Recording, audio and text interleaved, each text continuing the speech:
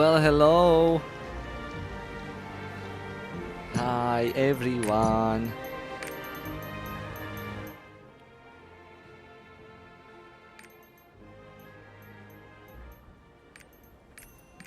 What's up, guys? How are you doing? Thank you so much, by the way, for joining me. I'm gonna take the timer off as well.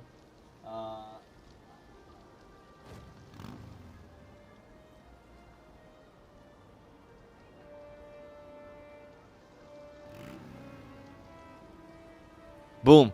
There we go. Awesome. So nice. Thank you so much, guys, by the way. I see some of my members in chat also. Super thankful for your support, guys. I wanted to say straight from the get-go. Very nice. How are you? Today.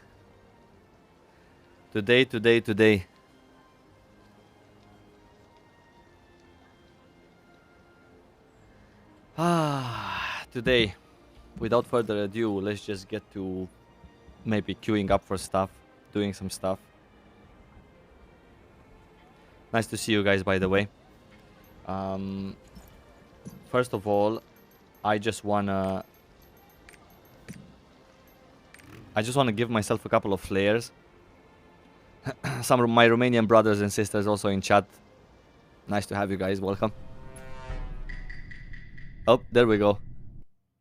There we go. We have alerts. We have alerts, though. Did you hear that? Did you see that on the screen? For the first time, we actually have alerts. Thank you, Geek Dad Customs, for becoming a member. Very, very thankful. Very appreciated. Romania represent. Hello from Slovakia. Pog alerts. Yeah, we have alerts. We have alerts, and also we have emotes, by the way, for members. Some pretty nice alerts. Some pretty nice emotes. Is this the Korean server? Yeah, this is the Korean server. So I'm just going to send a couple of consumables from one of my other characters to this particular blaster that I have. And then we're going to get right to it. We're going to do some content. I want to pass with the Artillerist through tier 1, through tier 2. I want to get him to tier 3. This is my goal before launch. Because I have this feeling that maybe just maybe. Okay, these are untradeable.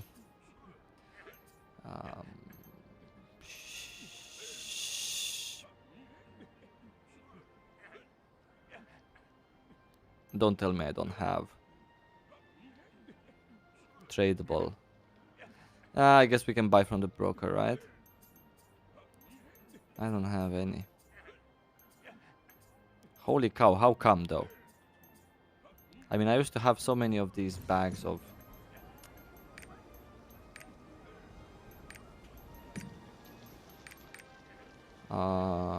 maybe...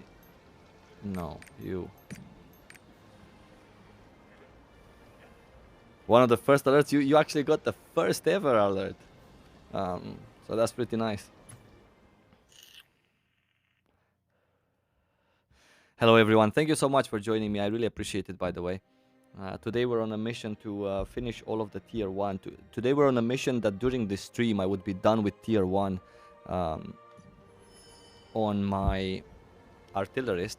Because recently I've started to doubt in my... well, this character doesn't have anything really.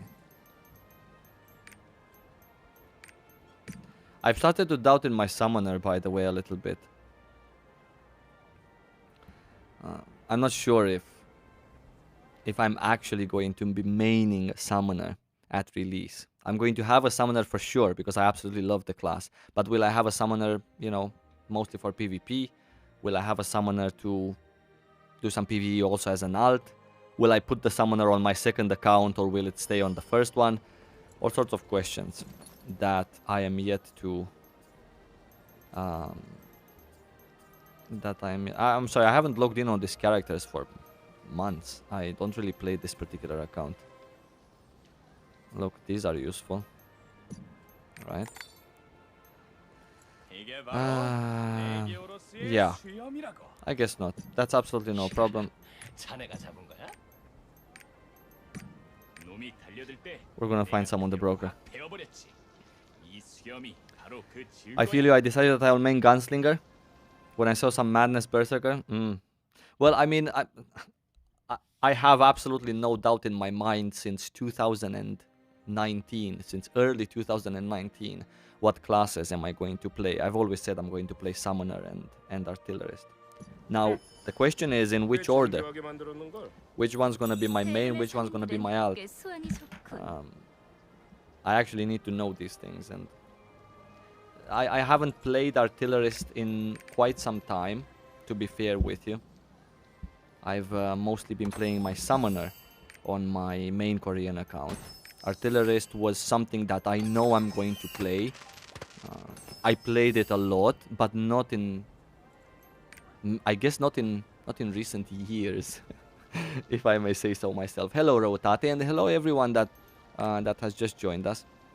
Thank you so much for coming over. I really appreciate it.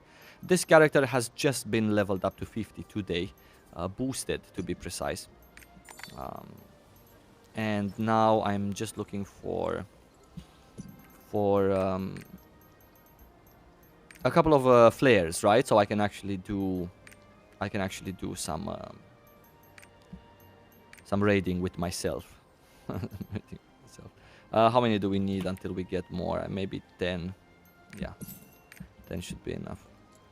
Okay, cool. So let's just get going. I just want to get the tier 1 stuff out of the way, get to 460, maybe start doing the story quest in Rohendel afterwards. Played my first PvP on Russia with Summoner. Got asked to uninstall the game by my teammates. Oh god. Oh god. Oh god. You know, I used to be one of those people, by the way. I used to be one of those people with please uninstall the game. And that was in my very, very, very, very kind and good days. Obviously, there has been many years since then, since I was like that. But I actually used to be one of those. Right. Don't mind me. There were 2 life-changing events that made me actually start to be nice, like a nice person. Can I show you what's in the Korean shop? No, I cannot show you because there is like a lot of items, and we would actually spend a lot of time. Yeah, I already had this. We would actually spend a lot of time in the cash shop. So because of that, shit, now I need potions also. I'm pretty sure I had some tradable potions though. I'm pretty sure I had some tradable potions on this character. Hello CO6. Hello Grizzly Boy. Lyrus. Very nice. Yeah, I used to be a really toxic person. I used to be a really, really toxic person. If you would have met me, for example, in 2018, or before that, or even in the first half of 2019, holy cow. Holy cow. You would have hated me. But my prediction in NAU release date, I think it's going to be 11th of... Hey, I actually sent myself some stuff. Not the stuff that I need though. 11th of September. Sorry. 11th of February. My bad. Yeah. Yeah, my dark knows. Yeah. Hi from Argentina. Hello. Still no release date? No release date. Did I drink a potion of kindness? Man, did I drink one. It was shoved down my throat, actually. Maybe a story for another day, huh? How I became a nice person. Why I stopped swearing in all of my YouTube videos 2 years ago. I'm not even saying shit or, you know, damn or hell or anything like that.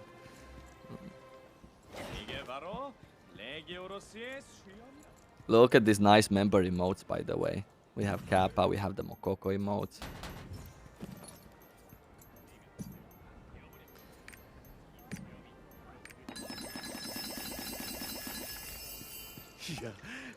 Awesome. Now, effectively, we have everything that we need on this brand new character. Let's just make sure that... Which one is this? Yeah, this is the right one, yeah? Or maybe not. You know what? I don't like this skill. We're just gonna go with this one. Okay. Or should we go with this one? They're quite easy. Okay. You know what? Sorry. Revert. Can we... It reverts back to the last saved one. I'm such an idiot. Okay, cool. This has just been leveled up, by the way, to level 50 today. My item level is 302. We're gonna start doing all of these raids. The daily stuff, right? The dungeons also. Hello, Saiva. Alex is asking. Hello, my friends.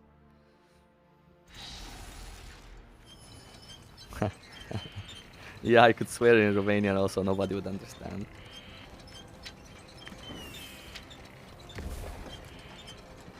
I feel like my playing position is kinda gimped.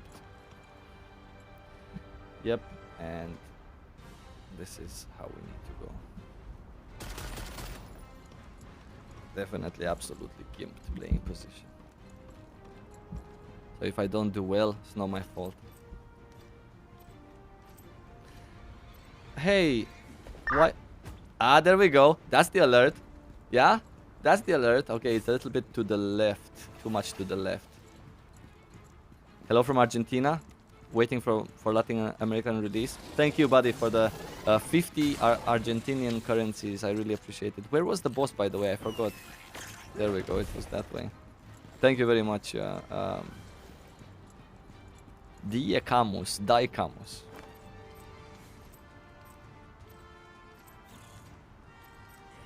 After completing the void dungeons, I am not getting gold anymore.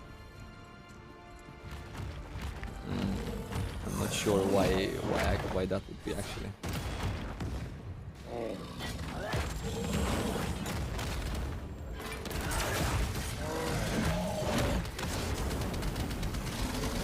Ah, I have the wrong build for the flamethrower. Holy cow. This is my bad.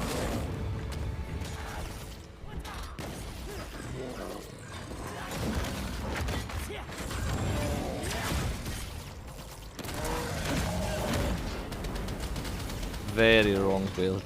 Like this, I can never use it.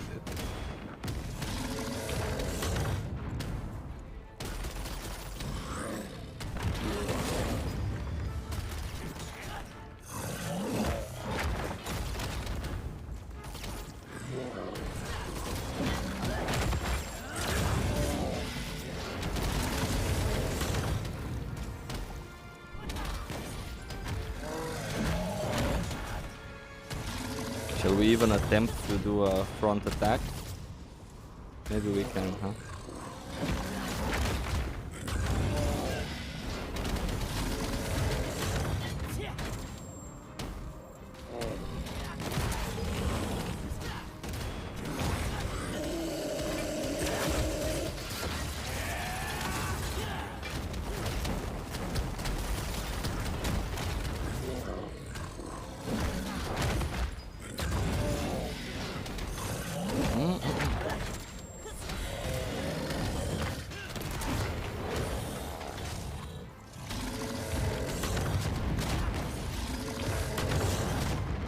I wasn't in there.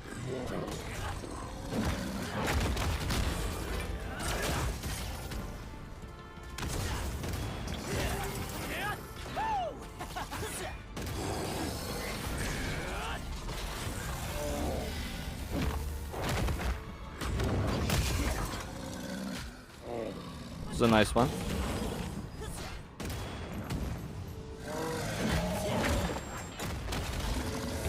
I'm so rusty though. I did play it a little bit in closed beta, but I actually feel like I haven't played it for a long time.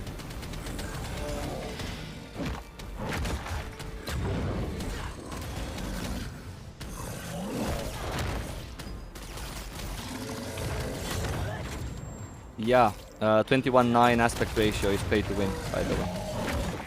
At least that's what the PvP players are saying.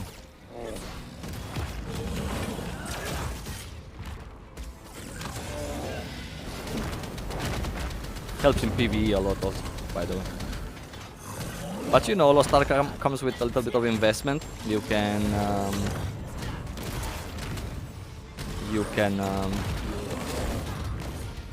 buy yourself a nice 21.9 native screen, so that you would make sure that you have everything it takes to play Lost Ark at 100%, if I may. Of course, we're joking, yeah, a little bit here. We're not fully serious yet.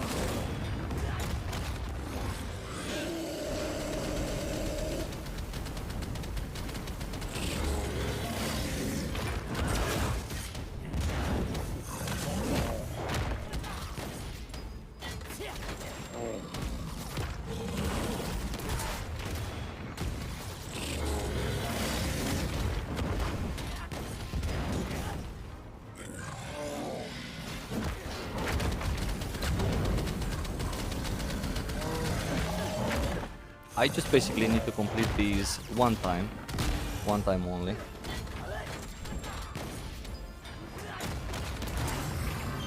And then after that we're gonna keep moving through the raids, right? Yeah, many people are thinking about getting a 21 monitor. In general, widescreen, right? The future. Would I recommend a ultra-wide monitor for raiding? It's really helpful. It's really helpful, but not now. Not for the beginning. Maybe 6 to 7 months into our release, when we also get like tier 3 raiding, and that one becomes a little bit more. I don't know. These raids, like the first four ranks of the raids, are just like so condensed. Nothing really is happening on the sides of yourself, right?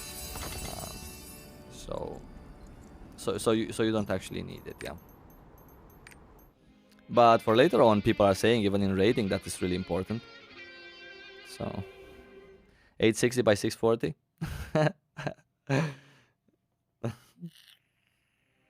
I have had one for 2 years. There we go. Stuff goes fast in your country. Okay, so we're gonna just go through.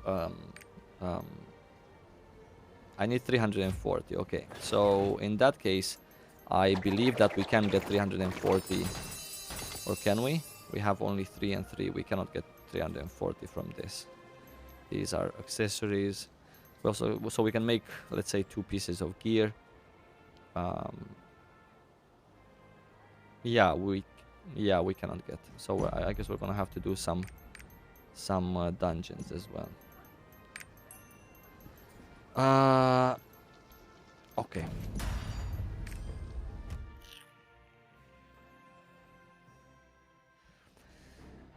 What is main and alts?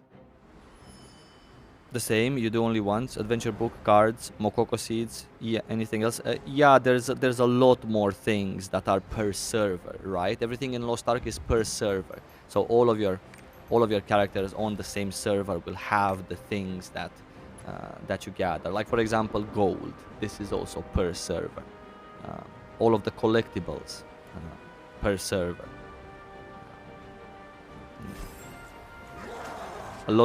Not a lot. Some other currencies also are going to be for you per server.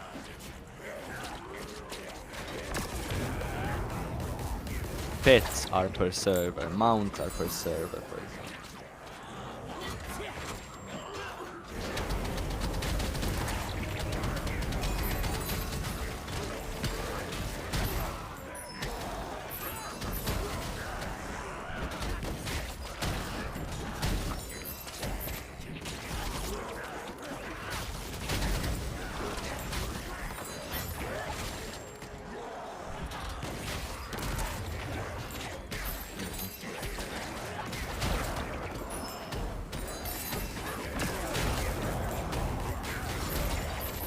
I think that there's some graphic settings that I have not yet set for this character.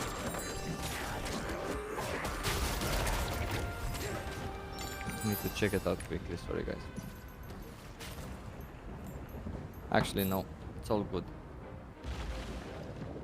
Hi Saivo, hello everyone, and welcome by the way to my stream. Very thankful that you're here watching me. If you have any questions, gladly help you. Today I'm playing Artillerist because I have actually played Summoner for a very long time, and I have actually not played Artillerist in a very long time. And for me, it's really important to understand if I should be maining this one and alting the Summoner or vice versa. Makes a big difference for me personally, the character that I'm going to main. I know in general it's not a big deal, and I know as an absolute fact that I love Summoner for PvP content, and I also know that I love PvP content in general, so I'm definitely gonna do it. However, my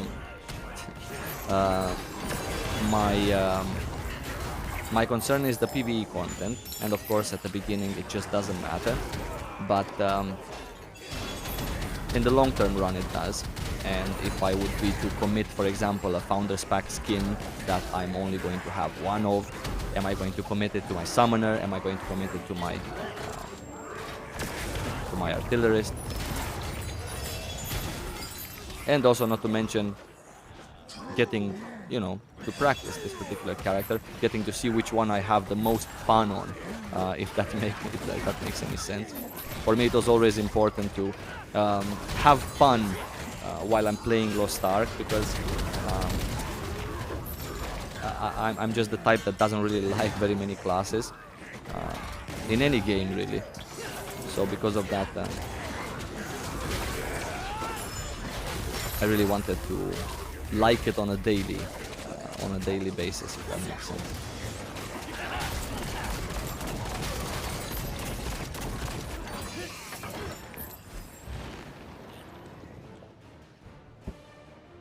And actually, quite frankly, I have never played Artillerist in Tier 3 content.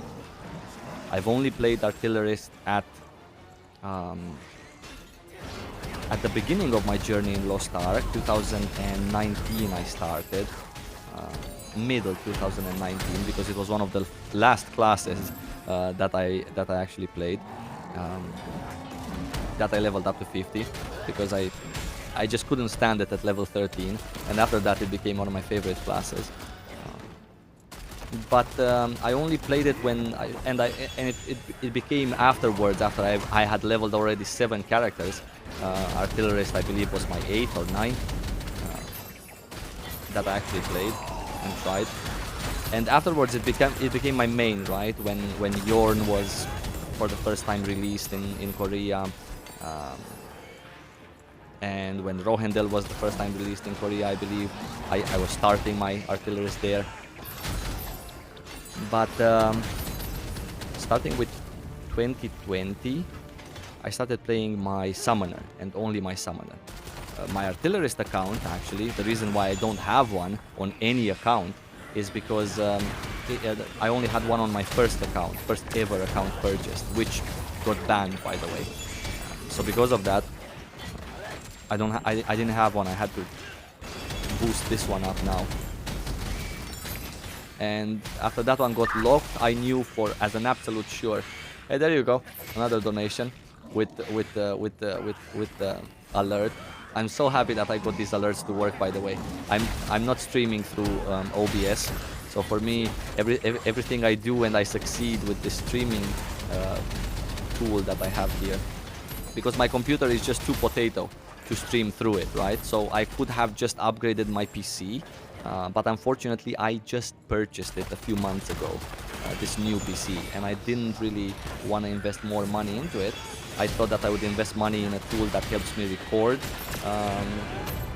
nicer videos. Not the videos themselves are not nicer because of it, but just it's such a much faster and smoother workflow with this particular tool that also streams. So thank you, by the way, for the 2 money. I'm not sure what currency that is. We are so excited for the release. Give us a sheesh. I don't even know what a sheesh is. Hey, thank you, Mr. Member that I cannot pronounce his name, but I know it's Minchev, right? He finally made it to my stream. Holy cow.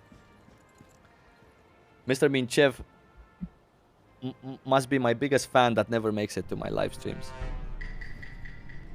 So thank you for being a member. With the alert also, by the way. Dia Camus, after the donation comes the membership. So I appreciate you, buddy. Thank you. CHF is a Swiss currency. Okay. I heard that Swiss banks are very nice. So because of that, I'm very happy to receive anything Swiss. Swiss chocolate also. Swiss knives, right? Cool. Not sure if we can make it with enchanting, but we're gonna give it a try. We just need to get to 340, so that means what? 2 pluses on each gear, on each piece of gear.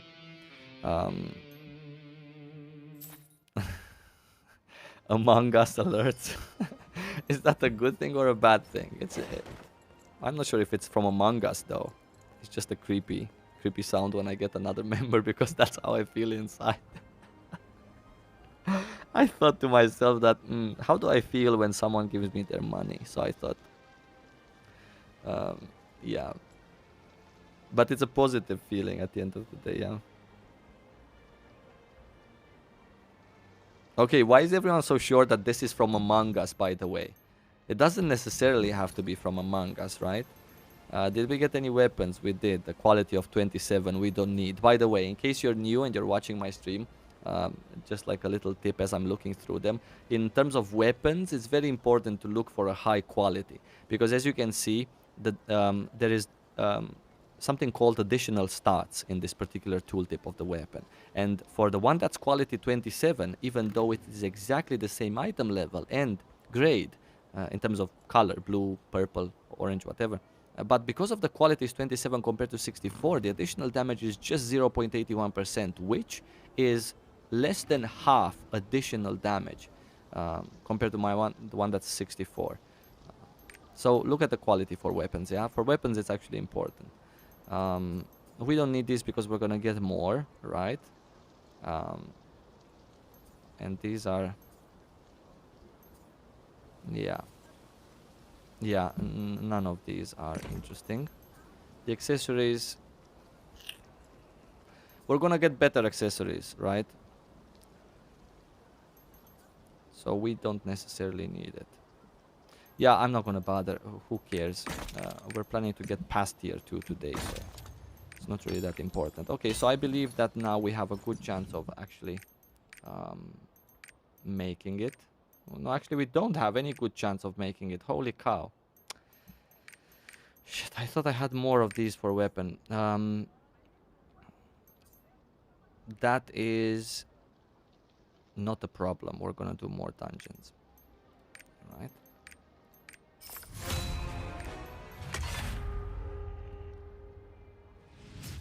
Yeah, I mean, it's just a creepy sound. It doesn't have to be from Among Us. What do I think about Demonic? I think it's a really nice class. Very nice class. I didn't like it at start, by the way. But I think it's a really, really cool class. I heard another donation. Look, Mr. Minchev with 295. Hey, these donation alerts translate the amount of money that you guys donate in your currency. It translates them into euros. So this is 295 euros. Thank you so much, buddy. So happy to see you. I got on board with Lost Ark Hype Train. Another 2 of my friends. That's nice. Get one more and you already have a pre-made for everything, right?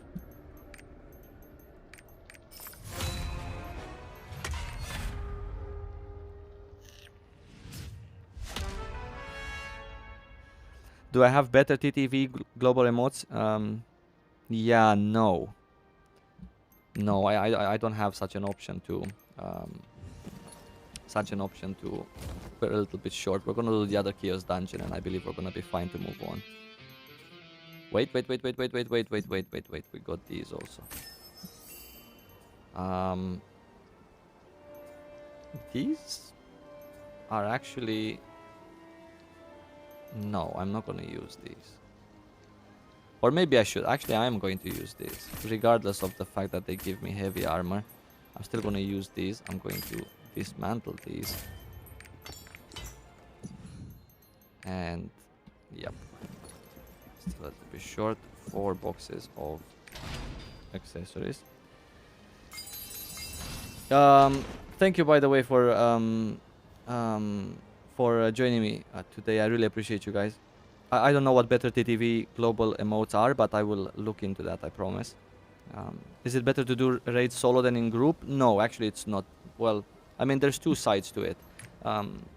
It's not good because the boss is always on you, but depending what class you play, right? Me playing an artillerist, this is a very high DPS class, so I can finish these beginning bosses, the rank 1 bosses, quite fast compared to however much fast a bard could do it, or a paladin, or many of the other classes, quite frankly. So there's an upside that you never fail, you don't need to wait in a queue, especially in Korea here, where people don't really do these beginning things because they pass by them in one day. In the West is going to be different, so I advise you to do it with a group if you have time to spare, or if you're not in a hurry. There you go. Thank you, Mr. Minchev. Another 295. Spread my super chat donations throughout the... Thank you, buddy. It's fine. Really. Those of you who are members, you don't have to donate also. I really appreciate you. Just for being a member, that's perfectly fine for me. Richard Welter, thank you for becoming a member as well. Very appreciated. If I would have to... it's an add-on for chat to have more Twitch emotes. Okay. Ah. Right, so that everyone would have Twitch emotes. Gotcha. Maybe that's what you mean. I never heard of it. They made it recently to work with YouTube chat also. Definitely will look into it because I love the Twitch emotes myself. So I will absolutely look into it. I just have some emotes for my members, right? And I've included myself some of the Twitch ones as well. Like Kek or Kappa.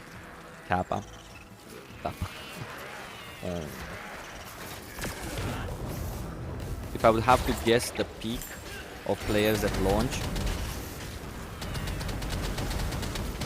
well, I mean, there's two launches, right? There's the Founders Pack launch, and then there is the free-to-play launch that everyone's gonna partake in.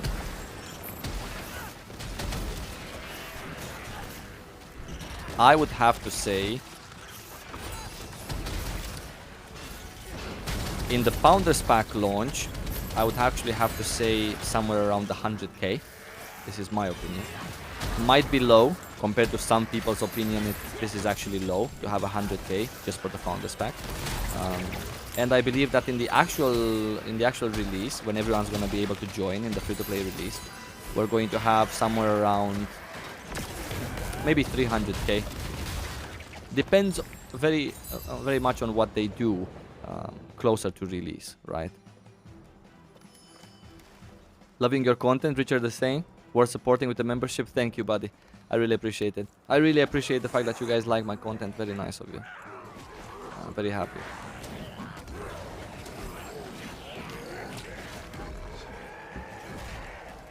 Some people actually say that the numbers for the Lost Ark release is going to be somewhere around 1 million. It's really hard to believe that there are going to be 1 million players playing Lost Ark, even though the game is worth it, right? But what million players want to play Lost Ark? You know, the thing with New World, it was a little bit different. It's a Western developed MMO. Nobody had any, let's say, specific opinion or niche preference in it.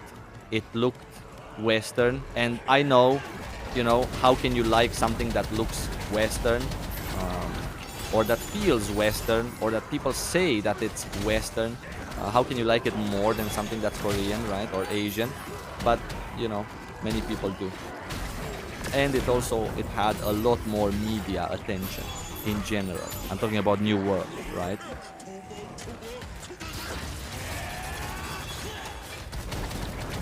It had a lot more media attention, in my opinion, because also the developer was Amazon, the publisher was Amazon, so it was in their hands how much they talk about it.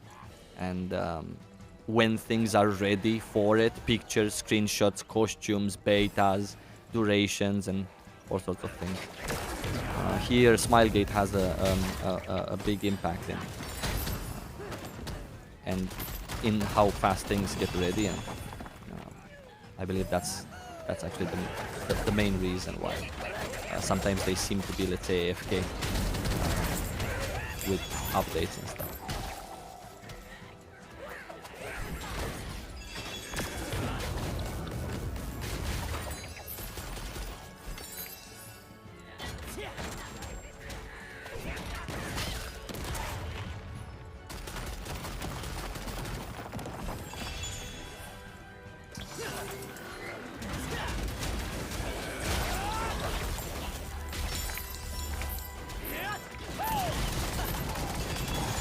Oh, I love this attack speed when you're inside the turret and you have this buff.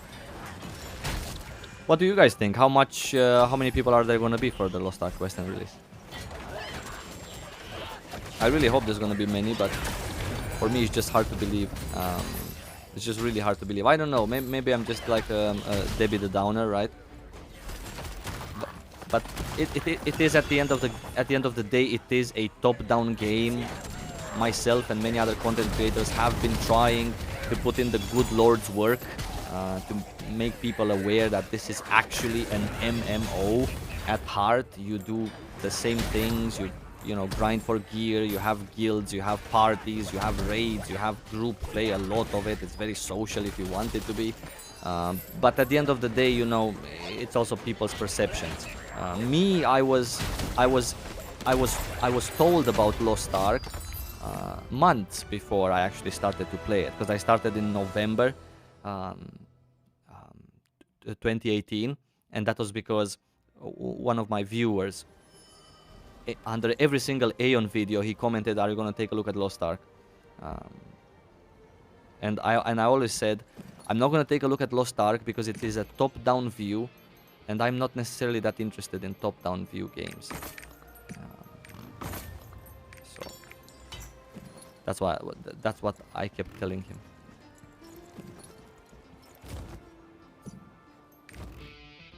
Actually, let's see. No, I cannot.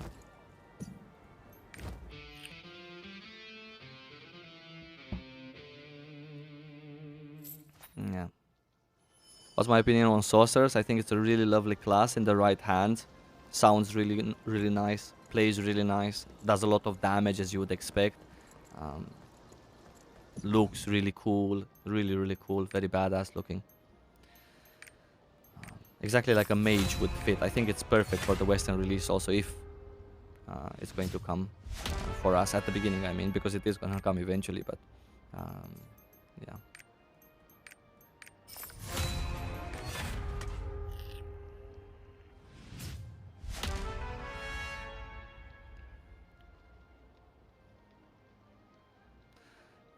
Over 100k in the beta. I heard that there was 88,000 in the beta,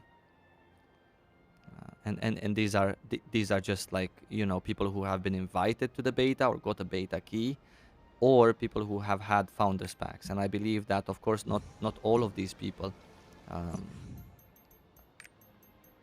Oh my God, are you serious? I could do a Chaos Gate. Well, okay, that's not a problem then. Back there we go. I could just transfer mats from my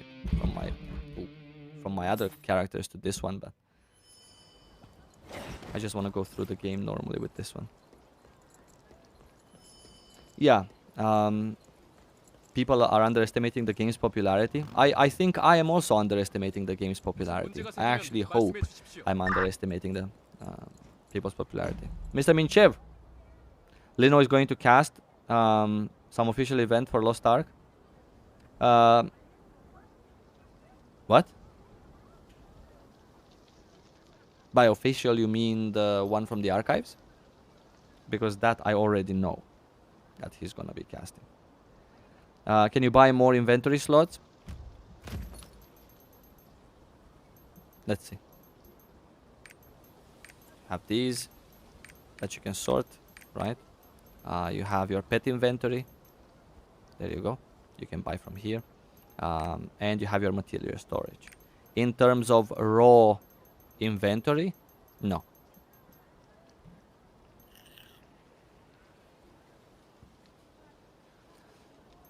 I know Lino is streaming, is going to be casting the archives, by the way, Mr. Minchev, if that's what you mean. I don't know of Lino casting any official tournament. I don't know of any official tournament to begin with.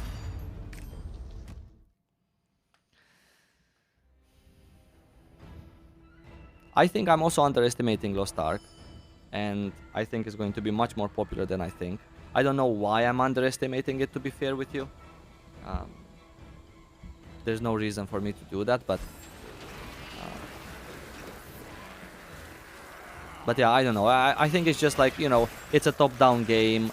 People keep comparing it with Diablo Path of Exile. I mean, I would have never in my life tried Lost Ark.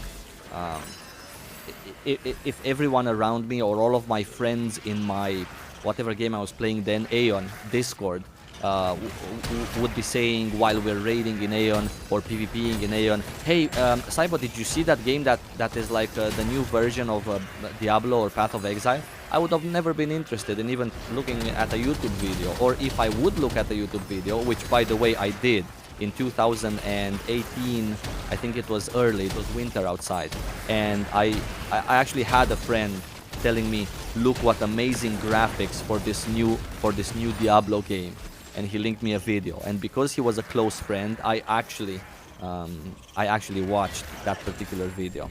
And I watched that video. It was a gameplay footage with Berserker, right? Pretty badass. He was on a bridge, or was it a destroyer? One of these two classes. The footage was blue and he was on a bridge, and it was like, you know, early 2018. And I just looked at this game, at that footage, and I thought to myself, sure, these are cool skill animations for a mobile game. I'm just being honest. This is what I thought to myself at that time. I thought it's a mobile game that's being also made for PC, and that was perfectly fine for me. No beef with that. Just not for me. So I just breezed over. So I think that's one of the reasons why I think, you know,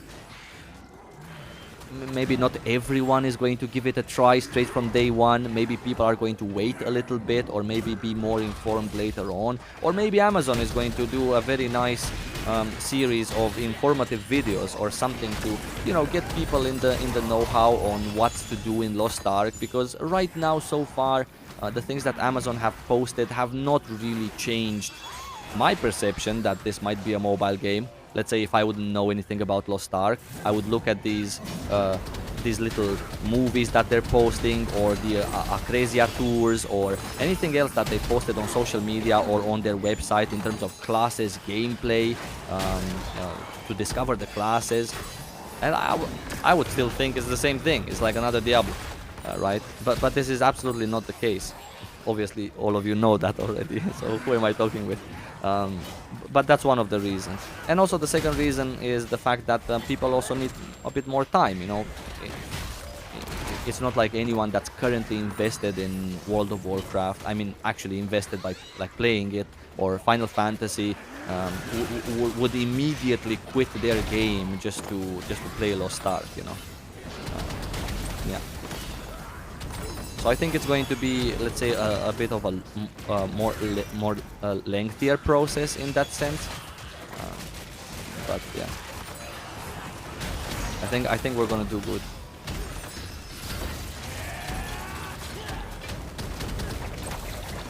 Asmon said that he will main the game. I also watched that video. He didn't say that he's gonna main the game, and obviously, right now he is a little bit upset with World of Warcraft and has been upset for months. Right now he's kind of invested in Final Fantasy.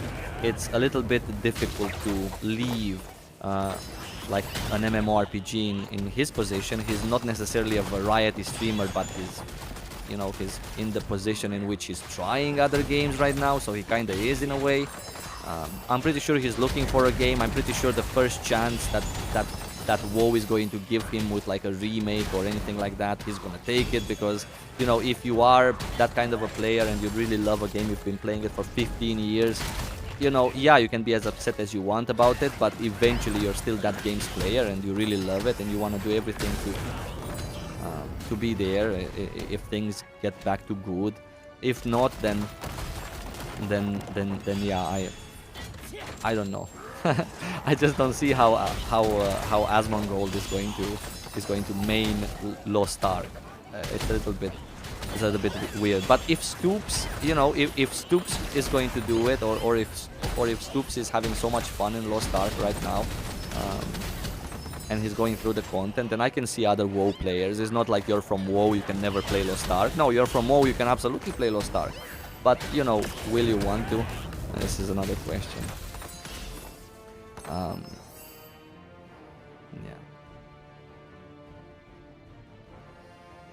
I wonder if there's going to be a huge difference installing the game on SSD or a simple hard drive.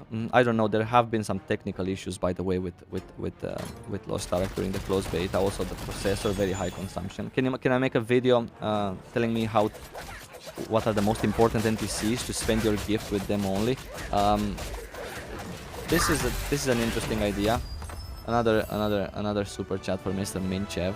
Jesus, 256. They're going down in value, by the way. The exchange rate from yesterday to today was changed. Thank you, buddy. I appreciate it. You can stop. Come on. Just ask in normal chat. I already got 2 friends that play WoW for 10 years, and they said, "Fuck that. We're gonna play Lost Ark." Can I tell you about gear? Yeah, I can give you a gear TLDR in case you're interested.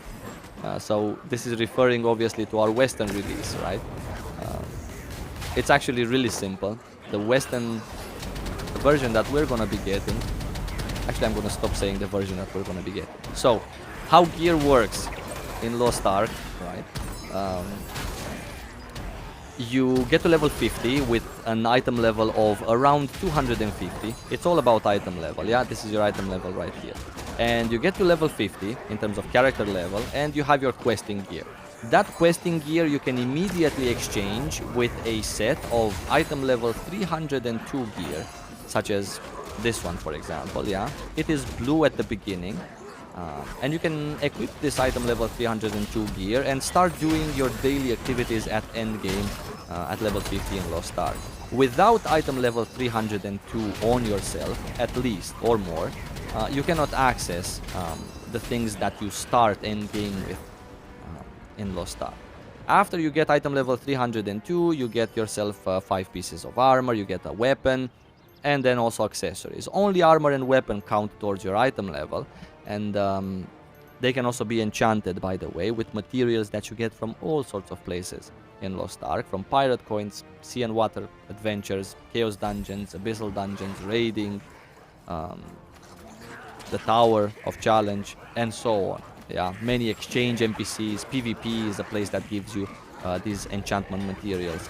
And then you start enchanting your gear, right? You progress through item levels. Right now, in my case, for example, I'm looking to do my day 1 activities at endgame, so I can get to item level 340. At item level 340, I unlock a little bit more content. It's very easy to reach. You're not gonna be bothered with more than 1 day of playing excited or excitedly in order to get to item level 340 from item level 302. Now, on the Korean version, they have a catch-up mechanic. The Korean version is the one that I'm playing right now.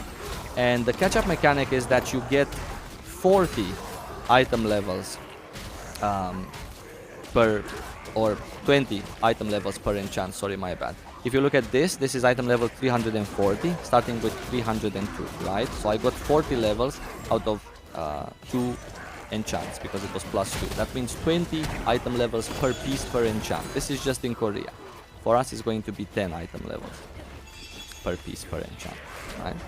So after you get to 340 item level, you move on with enchanting your gear the more you play on a daily basis. Thank you very much for the donation, Mr. Minchev, once more.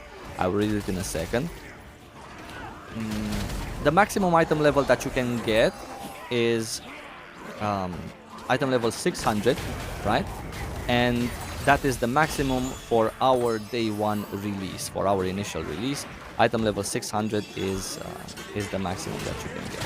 At item level 600, you're gonna keep doing endgame stuff, but you won't be able to enchant your gear anymore until you are able to actually until they release the next big patch in terms of gear, which is tier 2 gear, right?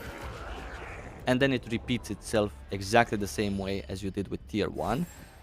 You enter the chaos dungeons at first at item level 600, then from those chaos dungeons of tier 2 you get yourself item level 800 gear, exactly like you got yourself item level 302, you get yourself item level 802 gear. And then that particular gear of item level 802, you start enchanting all the way up to the maximum of tier 2's patch, which is mirroring tier 1 patch. Yeah.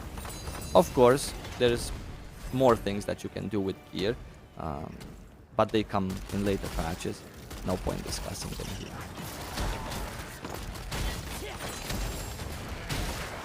Getting the gear itself, the pieces of gear, this is not what you work for in Lost Ark or what you strive to do to acquire it.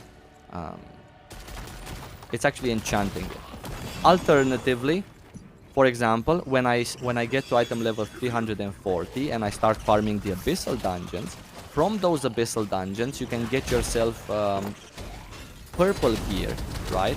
So it's not blue anymore, it's purple, and it's not just separate pieces, it's a set. So different sets give you different set bonuses for 2 and 5 pieces. And it is a good, worthwhile investment to get yourself this purple gear, because you don't really lose anything. All of your enchants that I have, for example, on my chest piece, this +4, if I would replace this one with a purple one, for example, I would transfer over this +4 to the purple one at no cost. So it's definitely worth it to exchange your blue gear to purple gear, yeah? Because it gives you set bonuses, which are nice, they're important. And they're cool to have. Attack speed, movement speed, more damage to bosses later on. At item level 460, which is still part of tier 1, because as I told you, you can reach a maximum of item level 600 here. At item level 460, you can replace your blue set with a yellow set, right? That you also get from doing abyssal dungeons. You unlock different abyssal dungeons. I will show you here. These are the abyssal dungeons. And at first, you have these two, right? These, you need item level 340 to enter it. This one and this one the same. From these, you get tokens with which you exchange for this set of gear that I was talking about. Or from the second one, you actually have a chance to get the pieces of this particular set. When you get to 460, right, this item level here, you get to do different abyssal dungeons, from which you get better accessories and also different kind of tokens, so that you can go eventually to this NPC right here and exchange for a yellow set, which is better, not in terms of item level. Everything is still 302 at base, but it's better because in terms of the set bonuses. I gotta go. I wake up in 8 hours. God damn, what a donation to leave for later, huh? I kept you here all this time. Maybe you're not even here. Good night, buddy. Thank you so much. Is it possible to start fresh with a new class but keep your name? No. Unless you change your name to the first class to something else and then you free up your original name. I heard there's gear from Mokoko seeds too. You heard wrong. In terms of accessories, they don't give you item level, but they do give you additional stats. They are right there under the category additional stats, right? These additional stats are super important because these define the way your class feels in your hands, right? When you have a lot of agility, for example, you get a lot more movement speed, you get a skill cooldown decrease, and attack speed also. So a class with a lot of agility, if you have good accessories that give you agility, for example, feels much different than a class that has, full, I don't know, endurance or whatnot. Depending on the class, you need different stats on your accessories, and they are RNG as you drop these accessories. You get accessories from doing Chaos Dungeons, Abyssal Dungeons, raiding, etc. Very, very important. And not to mention the fact that every accessory also has, in the section called Base Imprint, also has these engravings, which on top of these stats, they further define how your class feels in your hands, right? Do you do more damage to bosses, or do you attack faster and move faster? On top of, by the way, the agility, right? There's engravings for all sorts of crazy, interesting things in Lost Ark. And on top of everything, last thing I want to mention is that every class has their own class engravings, right? 2 of them, which in some classes case kind of completely change how the class feels at end game. For example, if you're playing some very impactful engraving, Devil Hunter, right? Just an example. As a Devil Hunter, you have a class engraving that removes the shotgun and the rifle, and you're only left with pistol skills, which get additional buffs because you've removed the shotgun and rifle. So in theory, you might think that it's a lot easier to play if you just have one weapon in between 3 to swap at end game, right? So it just completely changes the class. It's a one weapon class at end game. You just have 8 skills. That's all you have, right? Even Artillerist has more because if I'm getting in the turret stance, I have 4 more skills there. So just saying, very interesting, very interesting. How come I'm streaming on YouTube instead of Twitch? I never thought about stream. I mean, I did think about streaming on Twitch. I understand the benefits, but I actually never thought that I would just go there. I have a YouTube channel, which, I'm mainly a YouTube person as opposed to people who are on Twitch, who are mainly streamers. I upload videos very regularly to my YouTube channel, and I enjoy doing that very much. So I thought that we can continue doing the same thing. Only 3 I could buy, yeah? Yeah. I guess that's all we need. That's all we need to move further, my friends.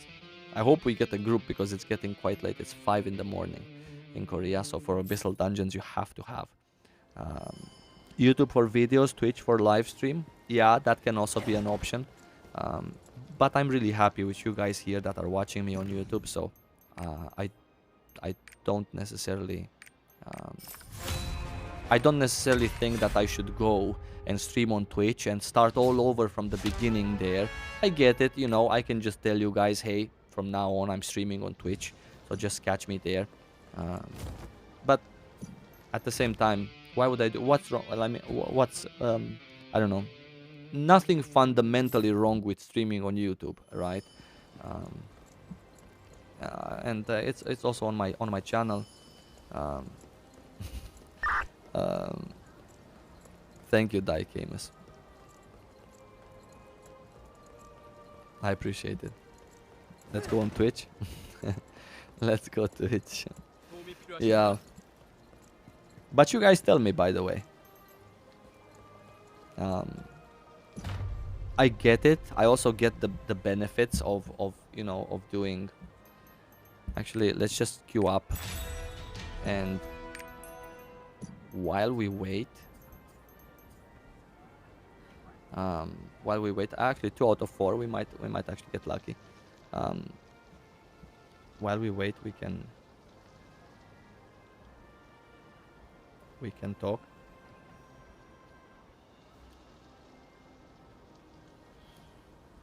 You could multi-stream on both Twitch and YouTube. I could absolutely do that with Restream. Sure, I actually have a Restream. I use it for all of my podcasts, for example. A very cool thing. I'm subscribed to them, um, to the premium version of Restream, so I could easily just restream to both Twitch and YouTube. I understand. For me, in my opinion, there's there's not so many differences in the two platforms. Fundamentally, they're both the same. I'm here live and you can enjoy me. I really appreciate the fact that if I do it on YouTube, I can simply ask you guys that are watching right now, for example, could you do me a favor? And someone's calling me. All good? I could just ask you guys, could you do me a favor? I apologize. A really good friend was calling me, probably to ask me if I want to play some Age of Empires. Um, could you do me a favor and subscribe to my channel? It's for free, and I would really appreciate you guys if you would click the subscribe button. And then all of a sudden, I do a positive thing for my YouTube channel as well. If I would be on Twitch, you know, hey, can you go check the buttons underneath my stream, click my YouTube. Maybe you're a Twitch person, you're not interested in YouTube. But if you're here on YouTube, maybe watching me live, maybe you're interested on YouTube, maybe you're browsing YouTube. You find this platform okay. I know that there's a lot of people here on YouTube who, by the way, don't a lot of people on YouTube who are not really the right demographic for streams, right? Um, people come to YouTube to watch videos. That's also a fundamental thing. So this is a big plus for Twitch, that people go on Twitch to watch Twitch streams. People who want to spend a couple of hours, you know, maybe having a question, maybe having a good time, or um, with the person who's streaming, which I'm, by the way, hold down for. They go there, right? Sună telefon. I think you can grow more and get Amazon subs in Twitch. You mean that Twitch Prime, right? Yeah, YouTube also has like you actually, you know, because you're a member. YouTube also has this thing where you can become a member.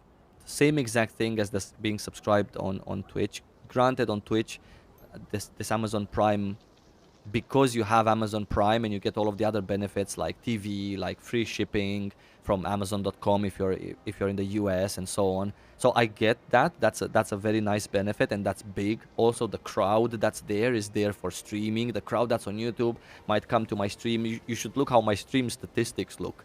They're like, you know, people joining because they're interested. Maybe they want to say hi, but they were here to check out a cooking video, right? Or I don't know, how to play your class in Lost Ark, and they see me live. Hey, what's up? But then they leave because they're not really here to watch like 4, 5, 6 hours of me streaming. So there's pluses and minuses. I love the fact that on YouTube you can scroll back in the stream and watch a part that you've missed. That this DVR is absolutely fantastic. I love the chat on Twitch much more than I love it on YouTube. I have never ever thought about let's say about making like about the profits, right? Let me actually show you the comments as well in case you're full screen. I never actually thought about the profits in that sense. Just at the basic level, right? I need to have memberships enabled, which I already had for already a year, and YouTube has this super chat thing also that you can donate. It's like a donate button on YouTube. I could have in the description of my video a link to, I don't know, PayPal or whatever. Stream Elements, because I do have Stream Elements for alerts, but I never thought, I don't know.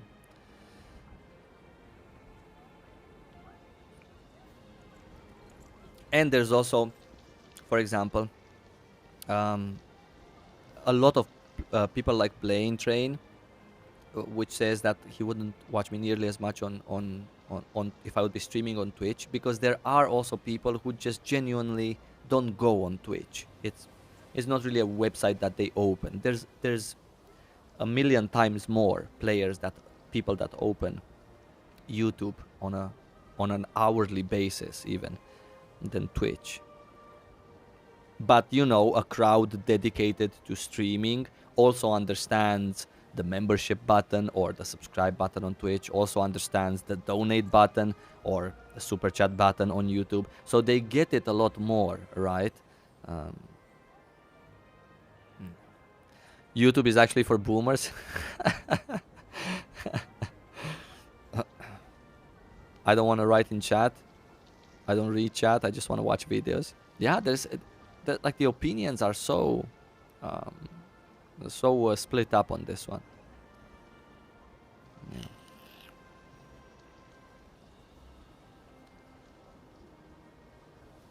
Watching the stream and the chat is better on Twitch. Yeah, that's also true. Yeah, that's also true. Yeah. Here on YouTube, there's a lot of stuff on top of the stream and the chat. There's all sorts of other videos that you might want to click away from my stream because of, right? Because under my stream, depends where you guys watch it. But if you're on PC, under my stream, there's a lot of other buttons that you can click.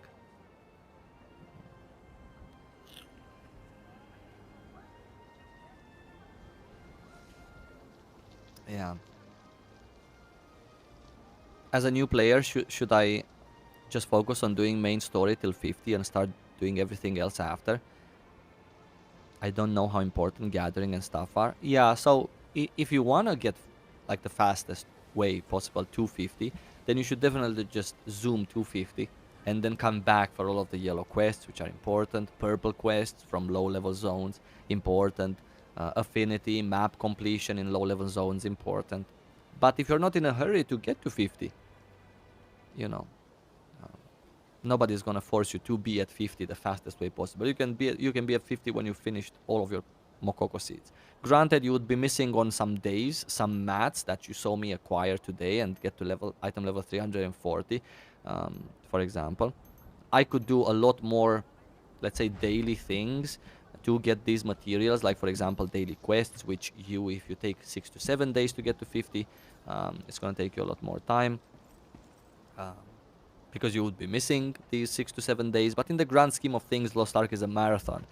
It's not a sprint. So, yeah, I have Twitch 24/7 on my second monitor, and YouTube on my main. Okay, so at least I'm a main monitor thing for you, right? Twitch is highly populated with simp streams too.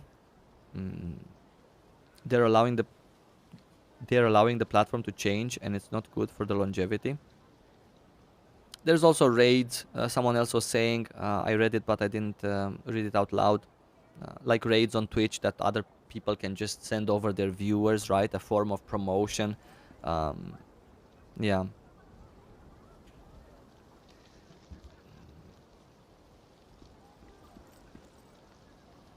Are Mokoko seeds used for something or not? Yeah, Mokoko seeds are used to get all sorts of little cool, interesting rewards.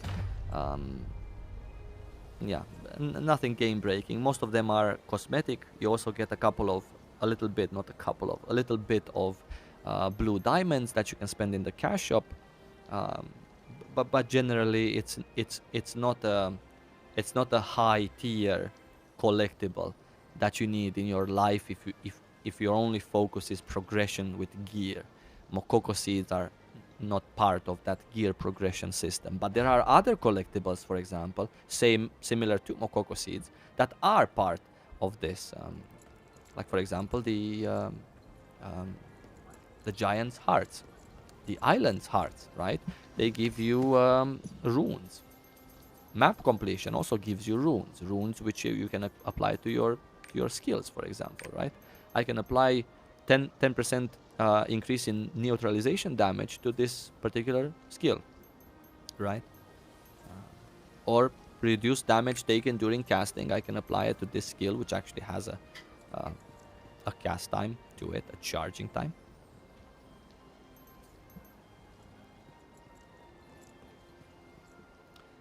For what's worth, I like YouTube stream over Twitch because you are not forced to run ads, as far as I know anyway. I'm not sure if I'm not sure if ads are ads on Twitch being forced upon you? Like you're forced to run ads? Because I was wondering why I went to some Twitch streamers. Like for example, I was watching I believe Kanima the other day, and Stoops also, and I got that long ass Coca-Cola ad. Um, okay, so ads are enforced on Twitch, really? Okay, but I guess if you're a subscriber to that particular person's channel, then um, I don't think we're getting a group here, though, unfortunately. Yeah, it's just too late. Maybe after reset in 30 minutes from now, maybe there's gonna be people who are going to do it, like 6 in the morning, crazy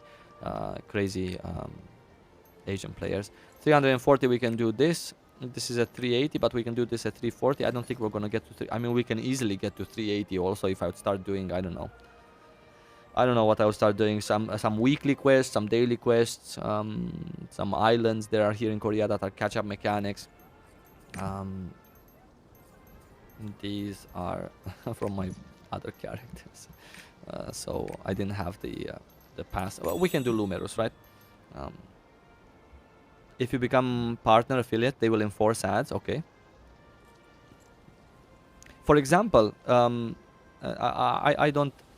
not sure what settings YouTube has for ads. I know you can enable ads. I've always had ads disabled for my YouTube streams, not for my videos, right? But for my streams, they and for videos, of course, they ask you if you want ads or not. Obviously, it's a nice source of income on YouTube to create some content like videos and play some ads there. So it's the only source of income, quite frankly, if you don't have any members. I'm lucky to have you guys that also want to subscribe to my channel, like with the paid thing. But yeah, I'm not sure. Did you guys see any ads in today's stream? Because today's stream, by the way, is the first ever stream that I've done that I've enabled this monetization for, right? So I'm just curious if you got any ads to watch or to skip.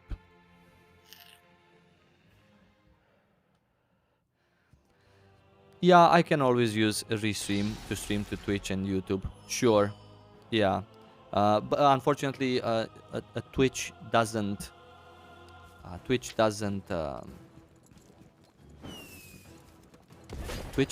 allow you to be a partner with them, and I believe because of that you won't have, let's say, subscribers from Twitch if you are streaming to multiple platforms. So in that sense, I would restream solely for the viewership, not for the subscriptions on Twitch. So it wouldn't be a monetary reason why I would do it. Of course, donations are other things. It's another thing. Donation and bits. That's not counted in this in terms of Twitch.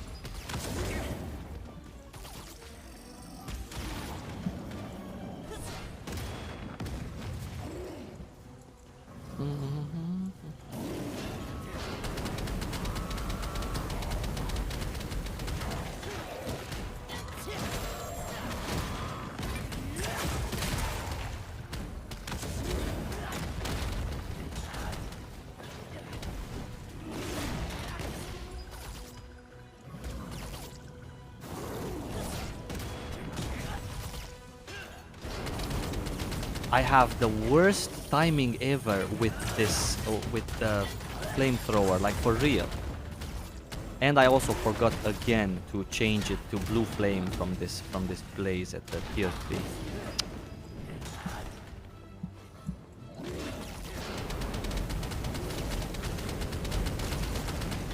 Oh shit.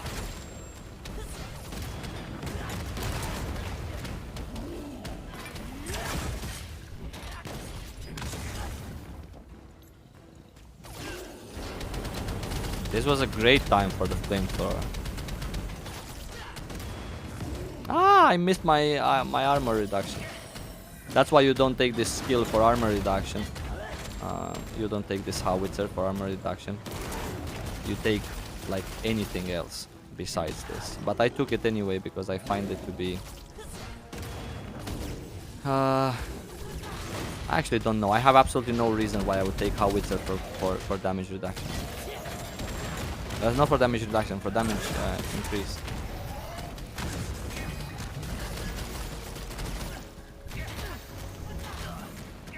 Really? Come on.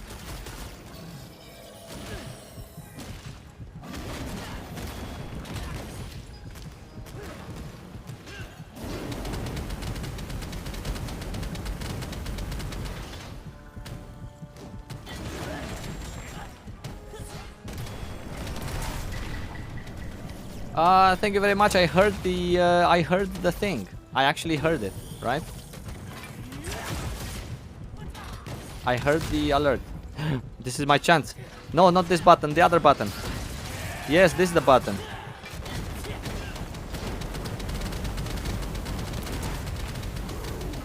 Got him good there.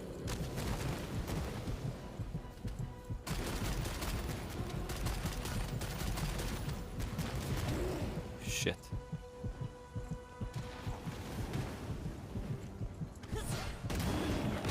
Ah!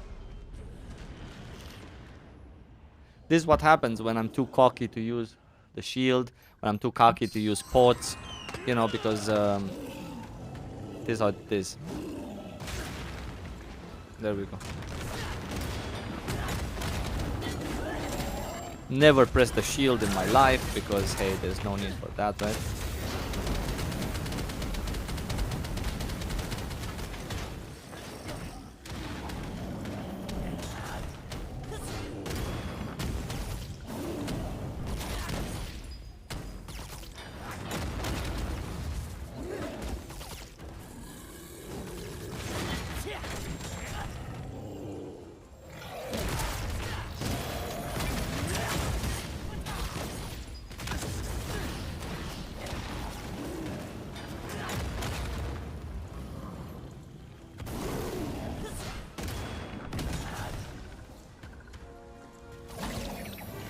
One to red shot.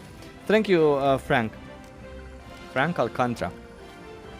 I appreciate you. Thank you very much. This is the Monster Hunter dungeon. See, this is what I'm talking about.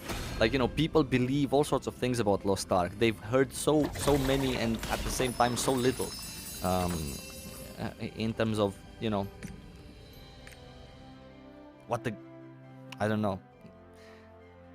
And it's nice that people talk like this about the game. Hey, you know, it's that game that looks like Diablo, or, you know, that better than Diablo version or whatever. The Monster Hunter kind of raids, right? It's nice to compare with other successful titles, and it's a thing that inevitably people will do.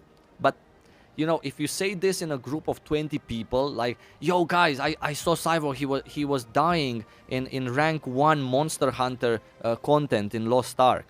I'm pretty sure 5 at least of those people are gonna be like, I just heard that guy saying Monster Hunter. No, I'm not gonna play that game when it releases. You know, and it's not even anyone's fault. Ciao from Italy. Thank you. Thank you to everyone who's watching, by the way, including Italians. Top of my list.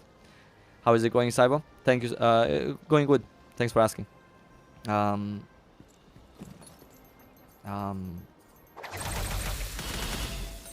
Just wanted to get past tier 1, but unfortunately, we're not getting any queue for the abyssal dungeons. That would actually boost us up quite nicely. Maybe even help us find some accessories that are a little bit better.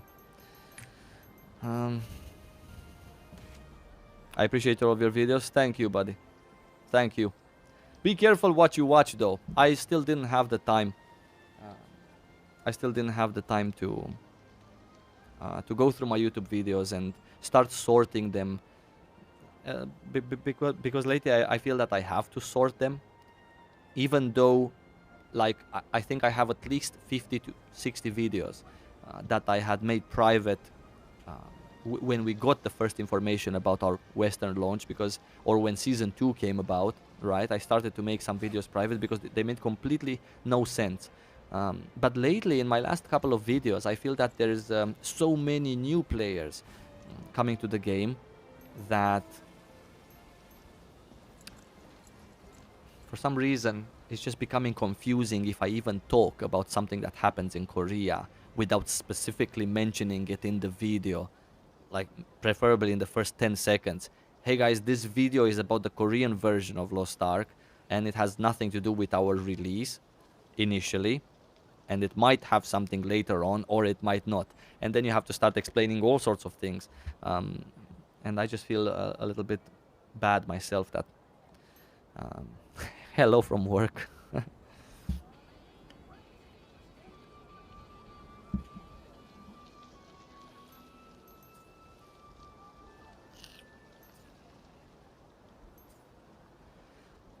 I swear on my saucers, I swear to God that I always got so good accessories with so good engravings also. On every other character, I don't actually play regularly other characters besides this the summoner and this artillerist now, but these accessories are just so bad, like literally just so bad. Like everything about them is just horrid. And these stones also.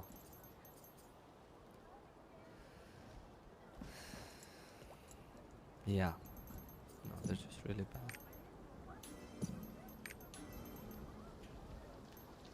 I've been following you for 2 years. I love your content. Thank you, man. I wish you the best. Thank you. When is Sorcerer coming out to Russia? To my shame, I haven't kept up with all of the Russian news. It's actually so easy to keep up with the Russian news because everything is either on VK or on their website. I just haven't opened it, but I think on the 20th of December they will have an update which will bring the Sorcerers also, if I understand correctly.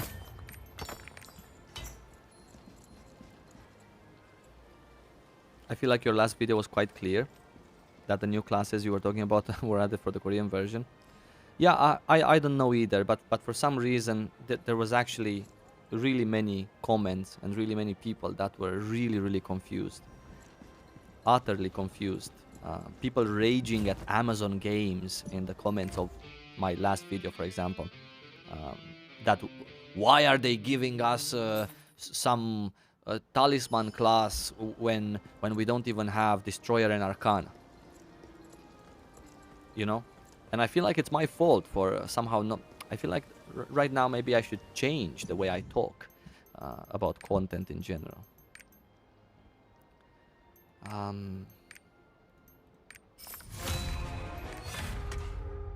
Yeah, and also 2 videos ago when like, let's say 2 videos ago, I actually tried to get a point across that that what the way end game is going to feel like for us in the West is going to be different than what we have already experienced in every other day one. Not in every other current release, because obviously almost everything that we're gonna get is already part of the Korean version, right? So if you play here, you're gonna go kind of through the same idea.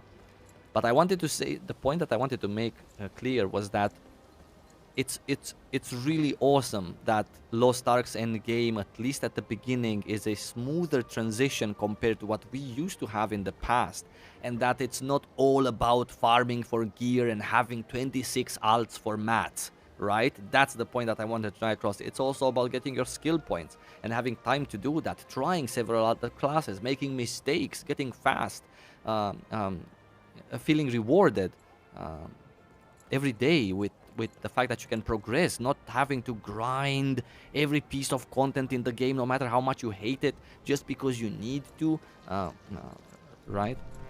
And that point wasn't, again, there were so many people that were like, either was saying that, oh my god, now it's easy mode for us because they westernized our version and screw Amazon, and uh, some other people were asking, okay, so but all of these things are in Korea already, and I was like, yes, of course they are, but the point is that they didn't have them at the beginning, and at the beginning is a really important time for a game, right?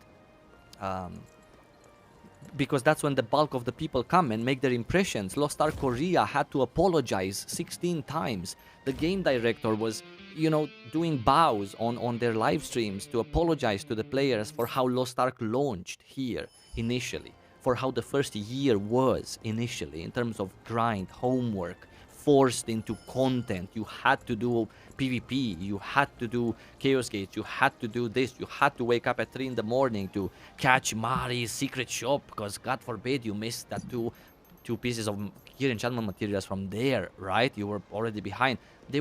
So that was my point, that we are getting from day one, and so many people are going to be happy about this. It's not a game for casuals anymore. It's a lovely goddamn game that you have all of the content in it, and revised, restructured content as well.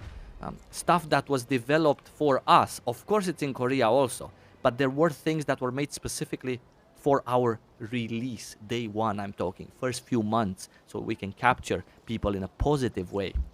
Like, for example, queuing up for PvP from 26. That's only in Korea. It's not even in Japan right now. For example, just saying. The classes that we're getting, also a lot of thought went into which classes are we getting day one, compared to statistics and polls that they were asking people and making. What classes are we giving them? How should they look? Should we care about gender unlocked classes or shouldn't? Thank you so much for becoming a member, Bloody Moon. Thank you. Very appreciated, as always. And I love you. Thank you. Yeah. People will never be happy in the internet. Yeah, absolutely. You know what we can do actually? Let's do the unthinkable. Let's send over tier 1 mats from our sorcerers, right? So we can actually maybe do a couple more raids on Artillerist. Yeah, I don't have anything against, people and people's opinions. I'm really happy to discuss any opinion, right? I'm a very open-minded person. Very happy to, discuss controversy also, and if it's a constructive kind of discussion. But like, I feel that I should just be doing things a little bit better in that sense. Talking about things better in my videos somehow. These are the untradeable ones. Wait, these are, yeah, this is tier 1, tier 3, tier 1, tradable, tradable, untradeable, tradable ones. There we go. We can go to tier 2 easily with this. This is cheating, but hey, it's having an alt, right? You don't have to, again, but for whatever reason. Yeah. But anyway, so I just wanted to get a point across that the Western release, the way we're going to have it in day one, it's important that it is like this from the get-go. Regardless of the fact that I am right now on the Korean servers and I'm gearing up the same way as we're going to be gearing up. Of course, it's here also. It had to be somewhere. They even had the language translation packs, by the way, here. German, French, English, Spanish. It was here in the game settings menu. They don't need that. But if you went to the settings, I talked about it in early 2021, this year. I had a video about it. I was laughing about the fact that they had an option to change your language from Korean to German, English, French, Spanish. It didn't work, right? But it was in the UI because they were doing testing for our version on the live servers in Korea. So, but it's like so important that we have it here from the beginning. It's much harder to get someone back who has already quit, right? It's much harder to convince someone who already hates the game, is bored of it, feels like a chore to him because everything that he does in this game is forced down his throat left and right, like it used to be. I loved it. I didn't mind this because I came from 7-9 years of the same game, the same kind of thing, which was Aeon. It was all about gear. It was all about maxing out on mats to enchant your gear on a daily basis. It was all about gold and ways to farm it. So I'm all down for that. That's why I had no problem getting into Lost Ark initially. But for other people, it's much harder to get them back into the game when you already messed up, like they did in Korea, for example. They had to go through so much PR, so much apologies, so many apologies. What? How are you? How? Holy cow! Why didn't I do?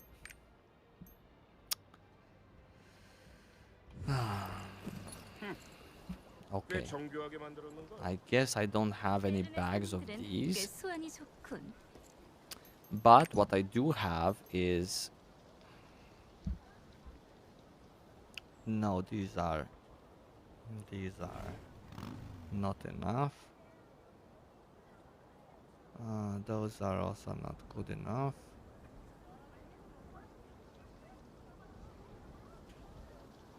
Yeah, I guess we are sort of stuck behind harmony fragments, assuming I don't want to do...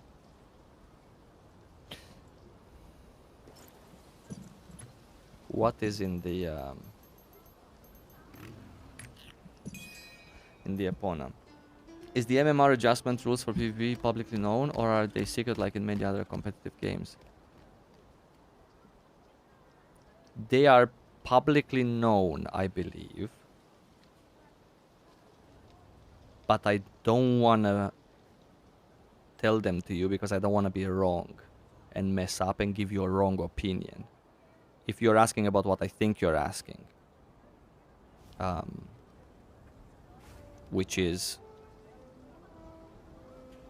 these points that you get as a ranking point for that week, is that what you're asking?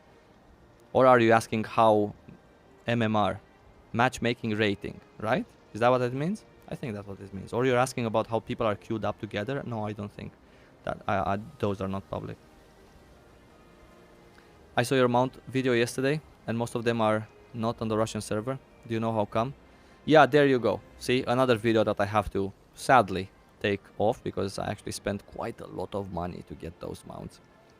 Because they're most of them from the cash shop, at least half of them.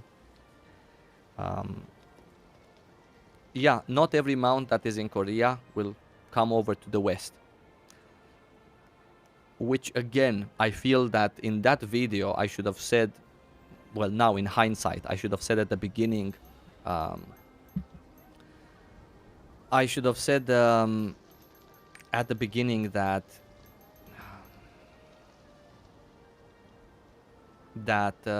these mounts might not make their way over to the West, right? These mounts are on the Korean version. This is a preview of what can be done with mounts in Lost Ark, or what their intentions are behind mounts, or what can you expect in terms of graphics, animations, or, you know, yeah? So, yeah. Well, okay, what about, we take this one, we get 1.2k. This one gives us 600. Various rewards, but I believe we can take all of these chaos dungeons. Guardian Soul, harvest the soul harvesting.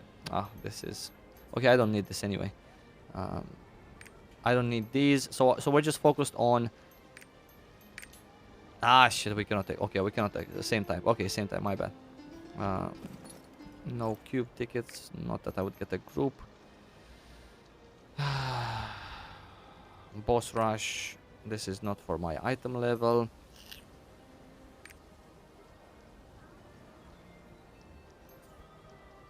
This is good reward, but not what we need. Maybe this one. Join the arena. Oh my god, am I gonna play PvP in Korea with Artillerist? Maybe we have to. Do I also have to win? No, just to participate in 5 different matches. Okay, yeah, sure. Well, I mean, I guess we can do that. What is this? Voyage, gift from the sea. This is... Yeah, this is not something that's gonna happen because of the co-op quest.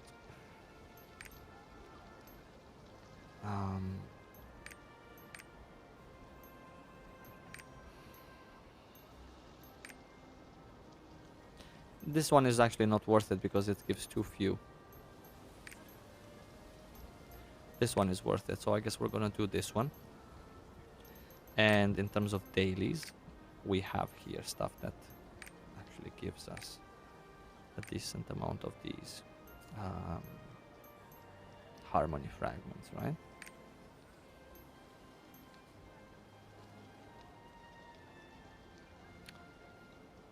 Right. Let's do this one. Let's do this one. These two. Yeah.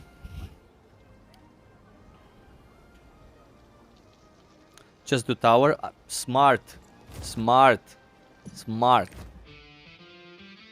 Wait. Wait.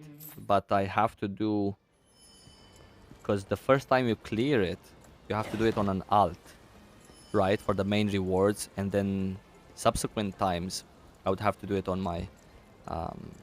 we're gonna go check it out. Very smart. Thank you, Khaled. Very smart stuff, right?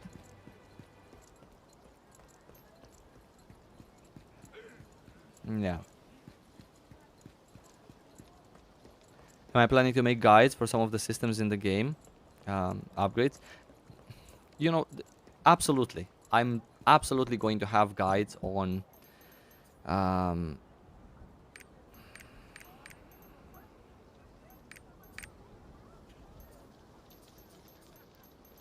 Right.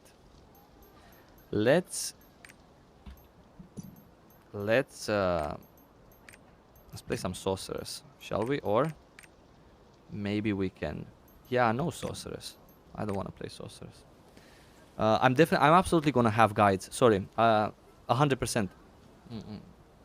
I'm not gonna have a guide on absolutely every single thing that is in the game, but I'm going to absolutely have guides on the big things. How to pick your class, what to do at endgame, how does gear work, how to enchant it, how does accessories work, and stats and engravings, a description of engravings, how do you get them, why do you need them for, what to do at endgame, like what specific dungeons should you be doing, in what order. Absolutely.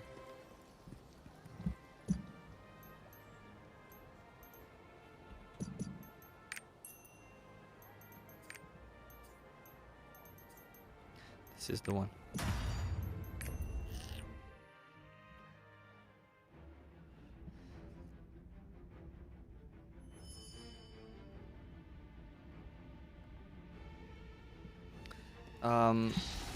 Yeah, yes.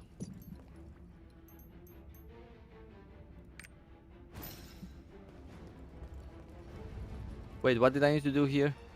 Ah, destroy the sealing stone. Okay, gotcha. Oh shit.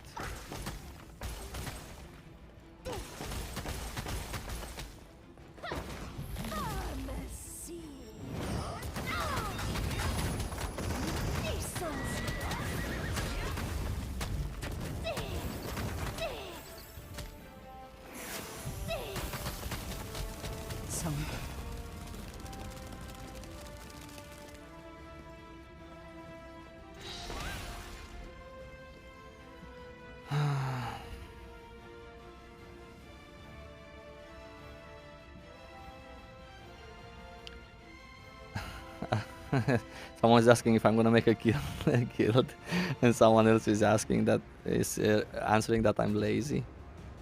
Sure, I guess you can flame me like that for it.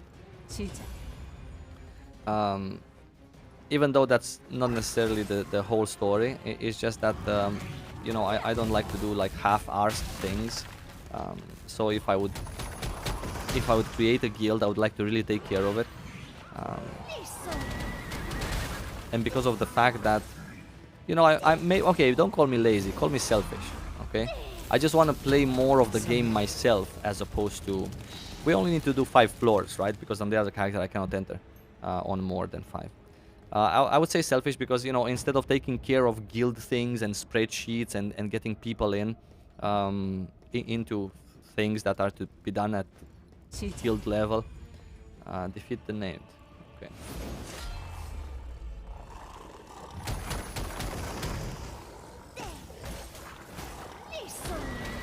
I would rather just play myself in that, in that sense.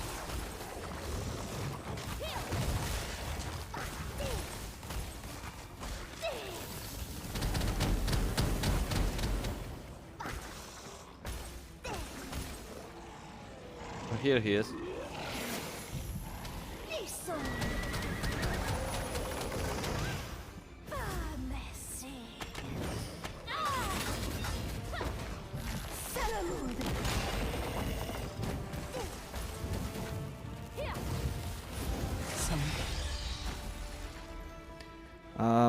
Good to see you streaming again. Thank you, buddy. My goal is to stream every week twice, if not 3 times.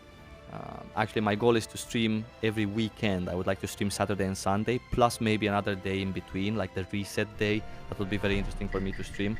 Oh, these are some nice alerts this guy is having here. Thank you, Stefan, for becoming a member. Very grateful to you. Thank you so much. So, in the past 3 weeks, maybe 4 weeks, yeah, maybe 4 weeks, since the beginning of November, I've actually been streaming every week at least twice. So I'm really happy with that. Very happy to be streaming in general. Yeah. So that's my goal, to have every week 2 streams, hopefully in the weekends. Why didn't you guys tell me that I have big camera on and you cannot see the gameplay?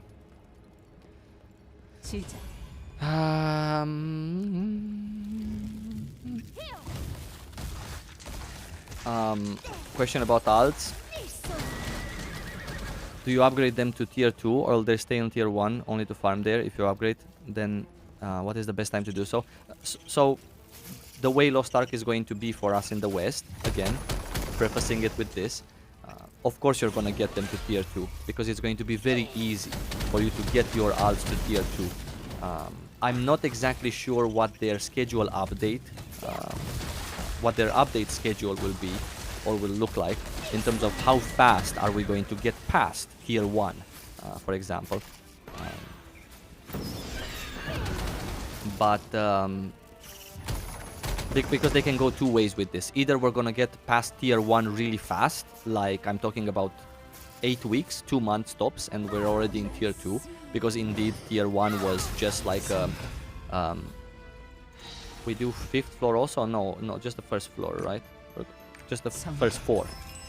This is what we need to do, right? And now we come with yeah, with Artillerist. Or it's going to take a longer time, like for example 3 months to be in tier 1. Regardless, either way, if you're going to play alts and if you're planning on playing alts, then you can easily get them to tier 2. And in tier 2, you can easily, by the time we get tier 3, because I believe that tier 2 is going to last a little bit longer than 2 months, right? Maybe 2.5 months, maybe 3 months for tier 2, and then only come with tier 3, which would be, let's say, a 5-month period for tier 1 and 2, maybe 6 in total.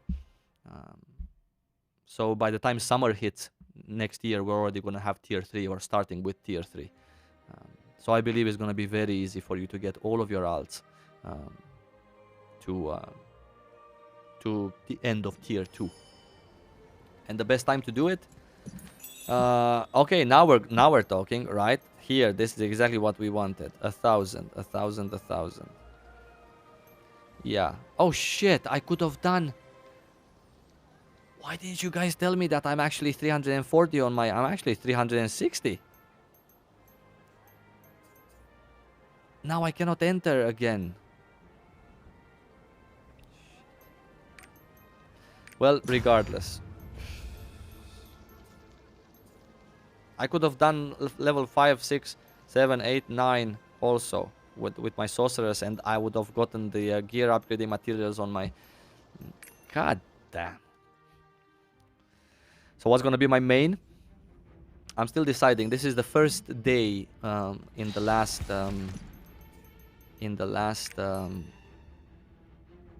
what's better for this? I believe this. This is the first day in the last, I would say, 1.5 years where I am... where I'm playing Artillerist. And I've been really enjoying it. I've been really enjoying it in the closed beta. And because of that, I wanted to give it a try a little bit further down the road in Korea, since we have time and since I want to stream anyway. So I thought that because I've been really enjoying Artillerist as opposed to Summoner in our version of the game. I'm not sure why. Maybe it's because I haven't played him in almost 2 years. I knew that Artillerist is going to be one of my characters, right? What do I need to do here? All enemies, okay. I guess it's just mirroring what we have already done. I knew it's gonna be one of my 2 classes that I play, so that was a fact. I knew that since 2019. But will it be the class that I'm going to main? Because, sorry if I didn't explain this properly, but in my head, the class that I'm going to main, I will have 3 of them, right? And the class that is going to be my alt, I will have 1 of them. And generally, the class that I also call my alt would... or at least one of them, one of these 2 classes, Artillerist or Summoner, would also be the class that I PvP on, and that's a Summoner. So I'm just curious, which will I actually make 3 of? 3 Artillerists, or will I make 3 Summoners, right? For me, it's important. Probably until tier 3 comes along, and you know, until summer 2022 comes along, I would have changed my main again in between these 2, but it's absolutely always going to be these 2.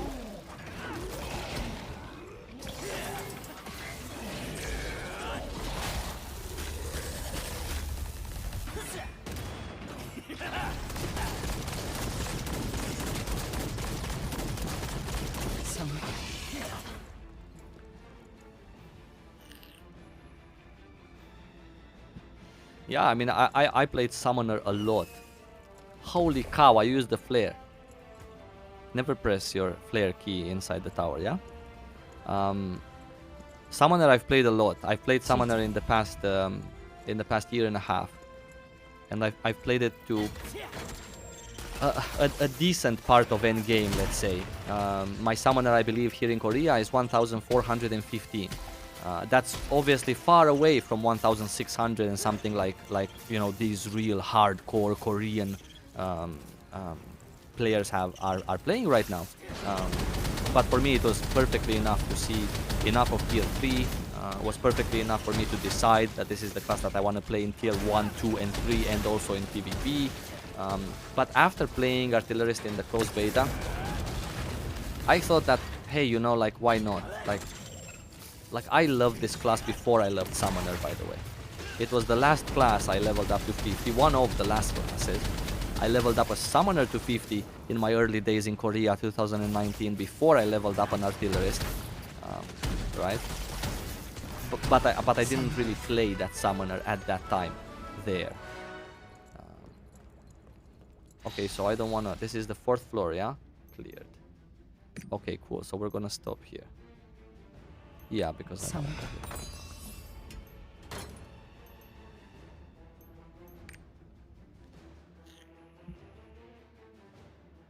Reward from tower is tradable?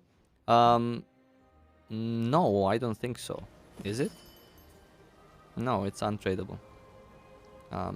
But that's why I played my summoner. My summoner. That's why I played my Summoner first, so I can get the main rewards on that character, and then every other character that you play the tower with gets gear enchantment materials as rewards, as opposed to the things the Summoner or the first character that you do the tower with gets that are, let's say, account wide, server wide bound per server. Yeah, let's see if we can get to 380. Maybe we can do the ice boss in the raid also. Why will I make the same 3 characters? Um, um, well, simply because I really love that particular class. For me, there's no other core reason why I would make 3 of the same character, besides really liking that class. And I know for sure that I would only want to play in Lost Ark Summoner and Artillerist, regardless which one more of them, which one less. But I do want to play those. I don't want to have, let's say, one of each class, or I don't see myself playing any other class besides these 2. So because of that, that's the main reason. But of course, there might be some side reasons as well. The fact that, I don't know, I could I don't know, just a stupid reason, like um, I could trade myself a piece of gear if I'm missing a piece in my first day, and I have it on the other character which is the same class. I could just put it up for on the broker for a listing, and I could just buy it with the other class. I don't have to depend on anyone.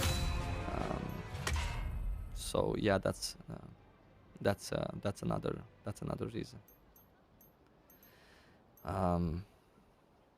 Yeah. But other than that, not many reasons. Yeah. Engravings, by the way, I guess this is also important to mention. Um, um, Actually, no, engravings is not important. Yeah, no, never mind. Sorry, discard that. Doesn't make any sense. But if I do get, let's say, some class engravings on one of my other classes, I could just focus on keeping those as opposed to selling. That's what I wanted to say. Let's say I have 3 summoners, right? Now I definitely need the summoner class engravings on them. So if I get them, I don't need to keep every single engraving that I get, right? Every single engraving book. I don't need to keep it. I can sell most of them because I'm only playing one class, basically.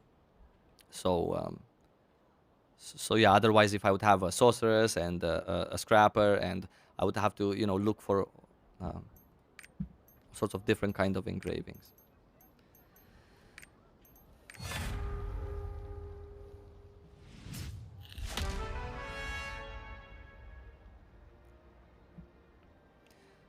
Why not 2-2?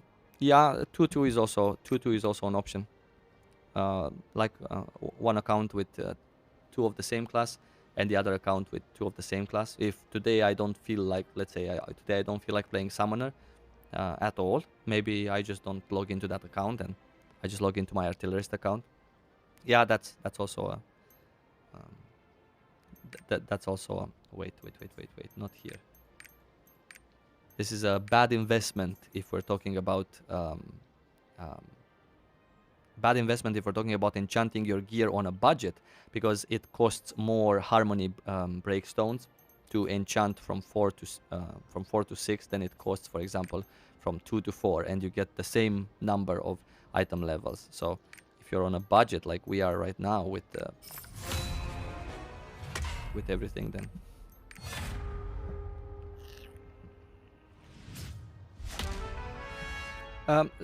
six character slots.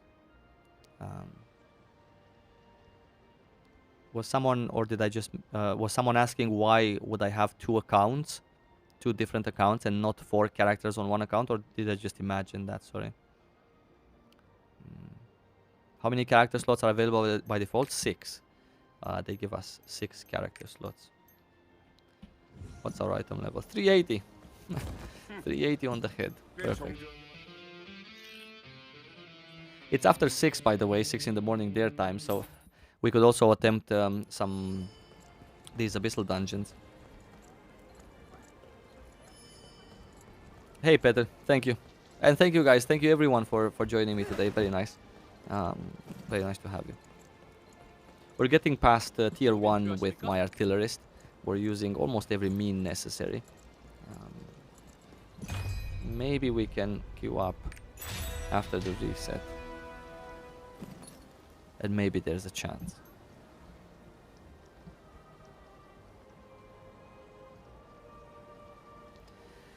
While we wait, huh?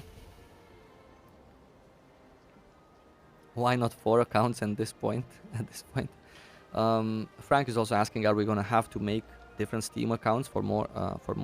No, no. So you don't have to. This is just a. So all of these things like making alts, creating different accounts. These are all just you know, silly ideas in my head. For some reason, I feel like an ex-con, right? Just got out of prison. I need to have like 6 different accounts in case I get banned. All of this time while playing in Korea, I got banned several times on some of my accounts, and I think I have 7 Korean accounts. Granted, they're not, you know, farmed until 1600 item level, but you know, I have 6 different ones just in case some of them get banned. So I'm like with this ex-convict mentality in that sense. So most of these things are just we're two out of 4 in the queue. Most of these things are just my stupid ideas. However, there are some benefits, for example, for having several accounts. Benefits which, by the way, if you're new to Lost Ark, you do not need. Not um, not in the way our version will release. You don't need to have several alts to make it with your gear to end game. You don't need to have several accounts to keep up with people. But there are some benefits to having multiple accounts. Like, for example, you can do your daily quests, right? These daily quests are per server. Again, you actually, I'm gonna show you. As you complete your sorry, not these. As you complete your daily quests, right? In Lost Ark, you get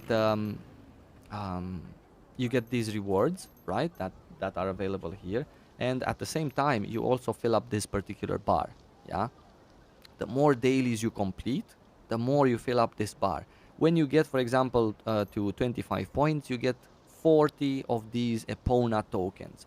These Epona tokens, later on, you can exchange them for sacks of raw gold. This is a very, very, very important thing. And quite frankly, the way our release is coming out on the market and the things that they have already changed for our release, doing this is one of the few ways of actually getting liquid gold inside the game. I'm not talking about gold that you get from the auction house by selling your stuff, your tradable stuff, which, by the way, there's 99% of things that are important in Lost Ark are tradable, with the exception of these harmony crystals, which are not tradable. Kinda everything else is. So you can make a lot of gold from the auction house, but gold from the auction house implies that you have other people buying your stuff, people that have gold. That gold has to be made somehow inside the economy in order for people to start buying your things and you getting rich for farming or from farming.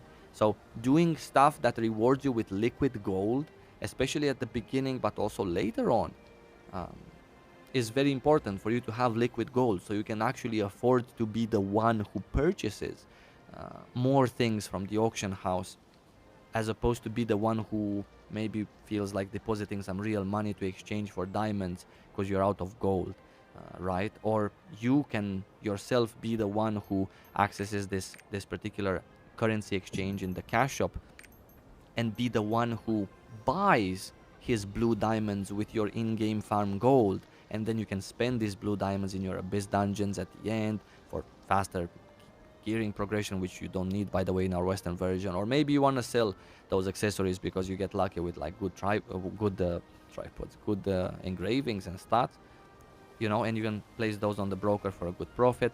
Um, so yeah, it's a fine line. I believe that this doing the dailies on two different accounts, each of these accounts having two characters, for example, because I want to play 4 anyway, not because I have to. Again, nobody's forcing me to, but I want to get to do the things that I've done with you guys today. I want to get to do them 4 times over, and I personally don't like, for example, I don't really like to go to Chaos Gate. It's just a thing I don't like. I never liked it. I've done it just a few times in my life, and those times in which I did it was times when I was forced to do it back in 2019. I just don't like to do them. I don't like to wait for calendar stuff. My life currently, my real life, is not allowing me to 7:30. Okay, I'm gonna do this. 8. I'm gonna do this. I cannot do that. I cannot just log into the game whenever I want to, and finish all of my world bosses, chaos gates, and everything else. I want to play content with my friends which also have preferences and stuff. And because I'm not going to take advantage of everything that this game offers, um, I would like to do more of the abyssal dungeons as opposed to do maybe some of the raids. It's my choice. And if I have, let's say, if I play 3 different characters, I can do 3 times these abyssal dungeons, right? 3 times 3 until I puke from doing them. But I like to do them. They are for me very nice content. The chaos dungeons, the mobbing things are also for me very nice content. So because of that, I'm very inclined to skipping some content and doing some other. But I don't want to be the one that's poor or that doesn't have gold. So that's why I play several characters, to play more of the game, but only the things that I like to do. Maybe I just want to do PvP one day, right? Like all day, like all week, all month, 30 days of just PvPing, right? Um, then I can choose to skip all the abyssal dungeons, right? And just do all the mobbing dungeons with my 4 or 5 characters, and still, balance it out. Or maybe I just like raiding, and maybe I just like these tradable materials, right? Because from the chaos dungeons, not everything is tradable, but from the raiding, these enchantment materials, right? But from the raiding, everything is tradable. So this is the logic, and the logic behind playing several accounts is,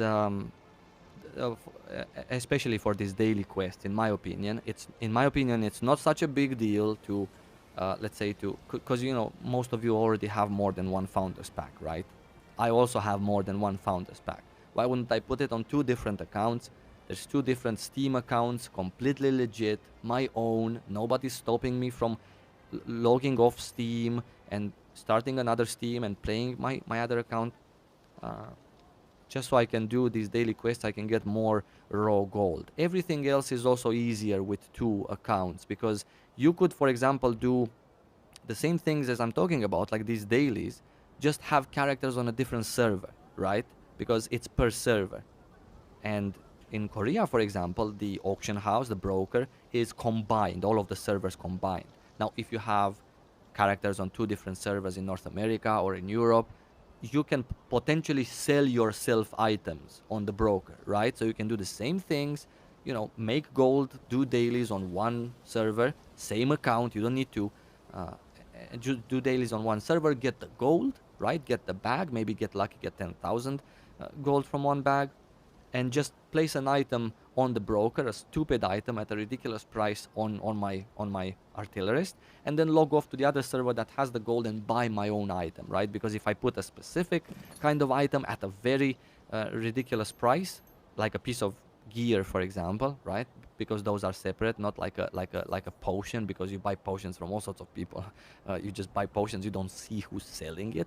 You don't see who's selling it even if it's a gear piece, but at least that's my gear piece, because it has some really dumb stats like subdue and and endurance on it, and it costs 10,000 gold. So you can do the same things if you have like two separate accounts, 2 separate servers, sorry. But you can also do them on 2 separate accounts and get to. I can trade my friend, because you cannot be logged in with two of your same accounts at the same time. That's against the terms of use for Steam. But I can just trade with my friend the gold. I can mail it um, to myself, for example. You can do all sorts of things, right? But if it's a different server, then you have to go through some extra hoops. Um, Not to mention everything else that, let's say, is, I don't know, somewhat unlocked. Some stuff that is account bound and stuff that you only get it once. Maybe you get it twice, right? Um, yeah, just saying. There's other things. The downside of having two accounts or of playing on two servers is the fact that, for example, map completion doesn't stack, right? It's per account, per server. So even if you have characters on another server, you're gonna have to start all the way from the beginning. Um, um, Everything else like Mokoko Seas, Giant Hearts, Island Hearts, all of these you would have to, let's say, do them again. Um, that's why for me one account should have a little bit more characters than the other, and the other account should, let's say, just be for dailies, and PvPing, like the class that you love to PvP on should be on the other account. Maybe have another one that you also like to PvP on, or whatever stuff that, stuff that you don't necessarily need to be forced into getting all over from the beginning again, even though it's exploring this game and it's such a lovely experience, right? I've completed um, um, I've completed these map completion, these achievements, these island hearts, these Mokoko skill points so many times over, right? At least in the first two tiers of the game. Tier 3, I haven't completed many times over. I don't have 1,500 Mokoko seeds, right? But when when the cap was 750, I did have 750 of them on two different accounts. Just saying, in 2019, it was just yeah. Don't do any of these things. By the way, please, don't do it. This is not my professional advice to you. You have to do it. This is what I'm going to do, and I just wanted to explain to you why I'm doing it. Yeah, there's other benefits of having two different accounts, but they're not so important as there's, like, let's say, future benefits, right? Um, in case they change something. I'm just gonna say it. I'm panicked about this because they've changed so many times how you make gold in this game, and how you can be a free-to-play player like 100% and also be like really happy, and also not do everything that's in the game forcefully. Just do stuff that you choose, and they've changed so many times how you do these things. And now I'm panicked. But if you have two different accounts, you're always gonna be safe, no matter what they change. You're always gonna have twice the the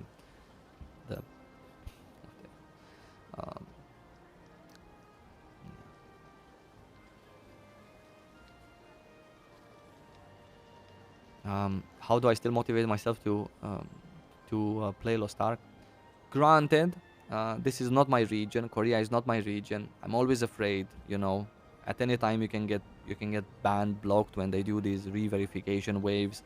It's always sad to lose the stuff that you worked for. I got banned, blocked on various accounts. The way I keep myself motivated is the fact that I really just enjoy my classes.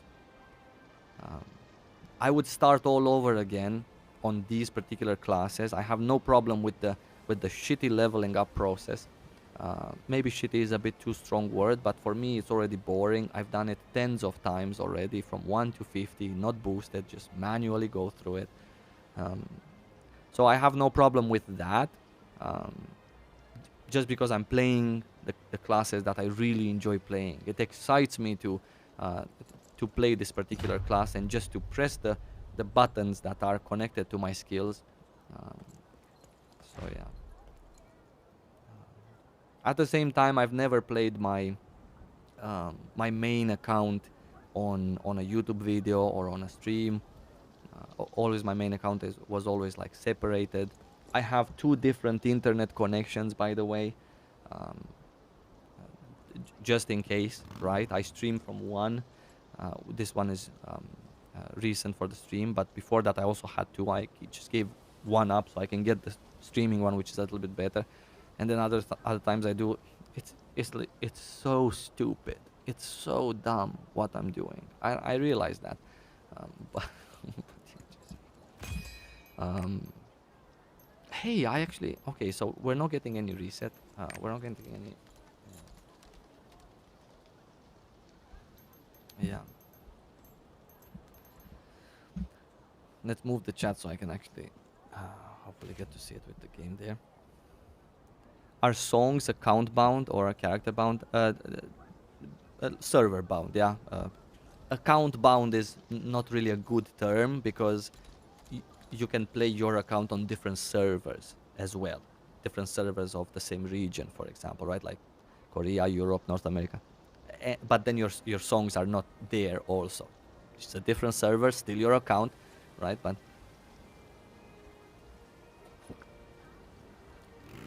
when did they say we get sorcerers in Russia? I think it was 20th of December. 20th of December? No? Yeah? Okay, I'm gonna change my flamethrower, by the way, friends. Haha! Wait, is this my... Wait, what build is this? Okay, this is my... This is my raiding build. Not the most... Not the most...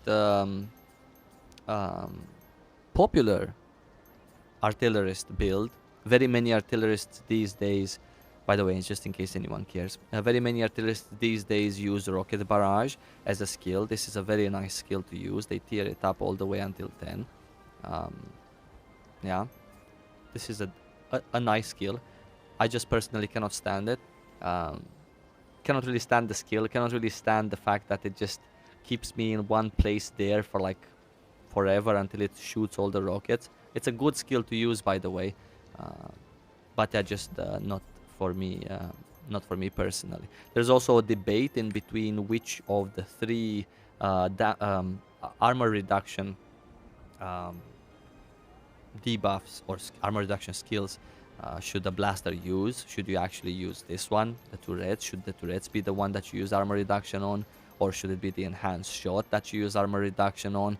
Should the enhanced shot in that case take the spot of the turret right at the beginning? With more points, of course, you can have all of your skills at level 10, right? With more points and more combat levels to 55.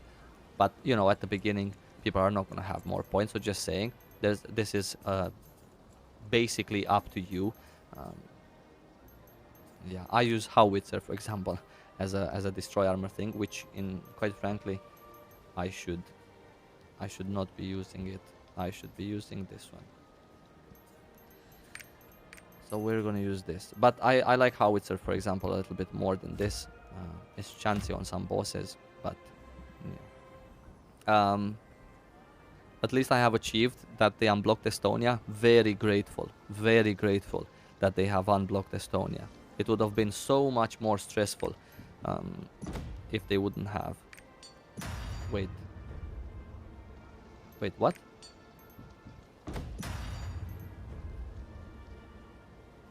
Actually, I can also take the daily before the weekly, right? Before we Guardian Raid, Harvest Souls. Well, I guess this one. That generally, if you're looking at weeklies and dailies, you should look for weeklies and dailies that give you these mats or these mats. These two are really important, and there's something that that you run out of, right? So it's important to get them from as many sources as possible. So I'm gonna take this particular one, even though this one gives me more shillings. This one gives me one more stone of birth compared to this one, but it gives me 5 of these, which are really important. However, again, for the beginning of our Western release, it's all up to you, because that's how nice of a release we have.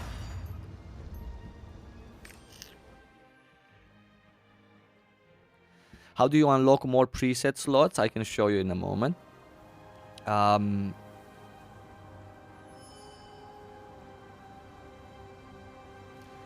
a little crazy. Yeah, you know, for me it's a little bit different. Preset slots. Wait, let's go here first. Yeah. Costs 100 blue diamonds. Yeah. Will it still cost 100 blue diamonds for our release? Most likely, because, why not? And future slots cost progressively a bit more blue diamonds after you unlock your number 3, yeah.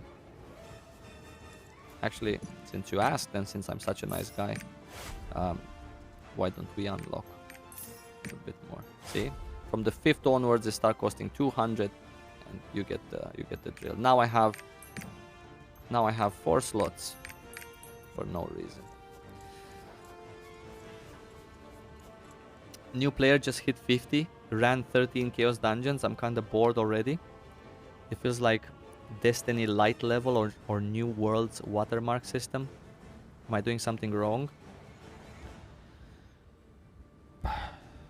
Might you be bored because you're playing maybe a class that's just boring to do those dungeons, or boring for you? I've seen through my years people who quit the game just because they found it as an unpleasant experience overall. And then I asked them why. And then they're like, it's too slow, it's just boring. The same things all over again. There's no challenge on this, challenge on that. And I said, okay, why don't you try a war dancer? Try a scrapper. What class are you playing? I'm a gun lancer. I'm a artillerist. Or maybe you just hate mobbing dungeons. You just hate this game because the things that you do in this game are just not the things that you're looking for. Have you tried PvP? I don't know. Have you tried the Guardian Raids, the Abyssal Dungeons? They get harder in terms of difficulty as you play through them. What are you into, right? Does Lost Ark recommend doing alts? No. I'm just going to answer that question from now on with saying no. Just a simple no. Oh, here he is.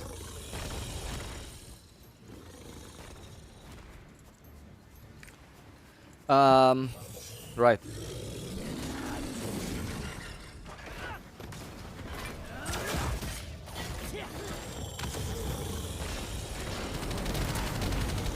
Much better. Now, finally, this class feels better when I have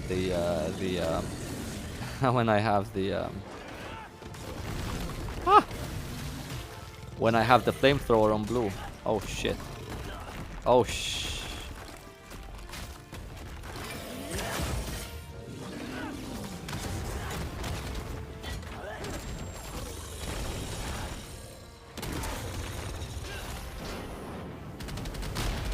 Ha ha ha ha ha ha ha ha.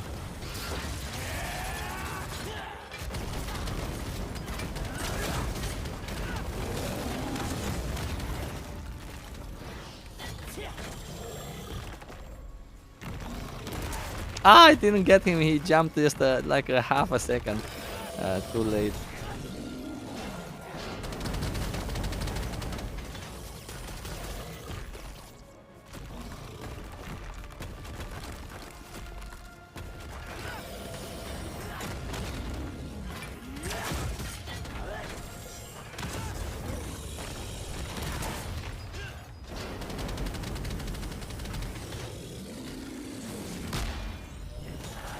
Oh, no. That happened automatically.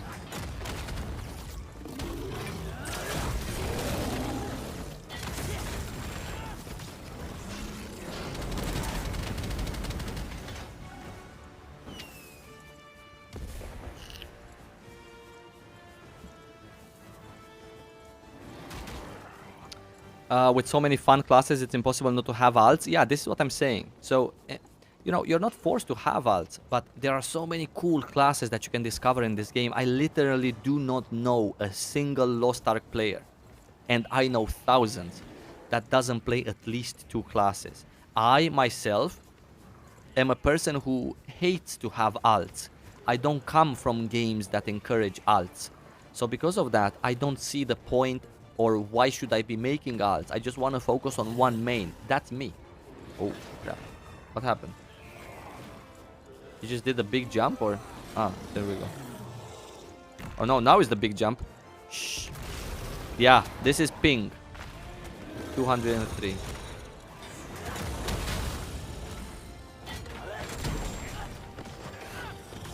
Yeah.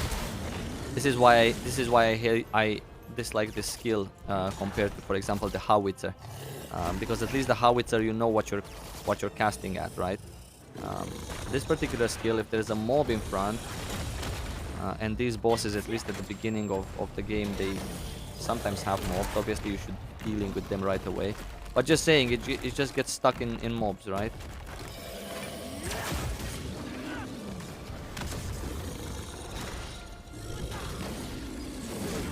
I dashed. I shouldn't have gotten the knockdown because I dashed. Damage, sure, but not the knockdown.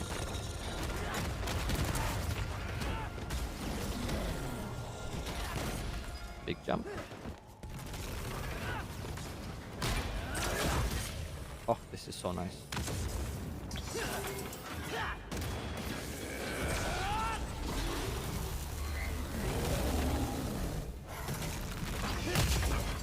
Had to wait a little bit there in my turret for the shield to end his. Ah, no! And this is why Koreans don't like Artillerist. Yeah. Many things about the Artillerist are very chancy.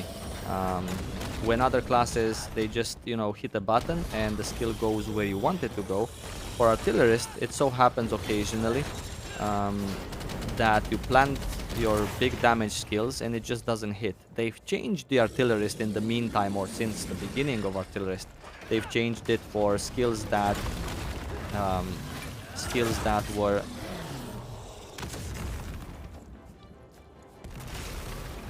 that's just ping. That's all there is.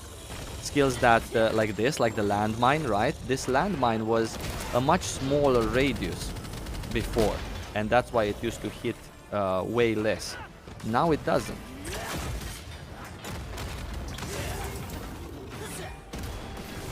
Now it hits a lot more often.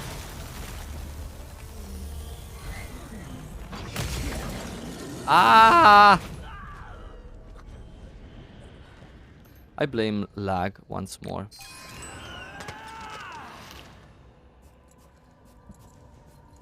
I blame lag. Because I did dash.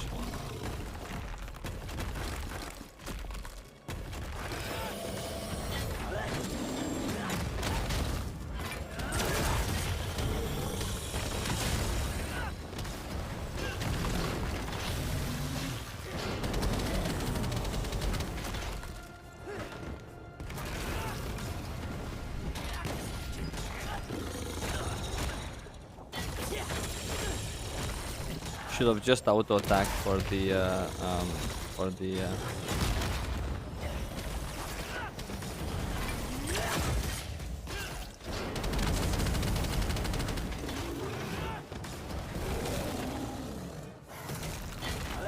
Let's see. Do we catch him? No, it didn't. It was placed a little bit too soon. Of course, you shouldn't do that. That's just stupid.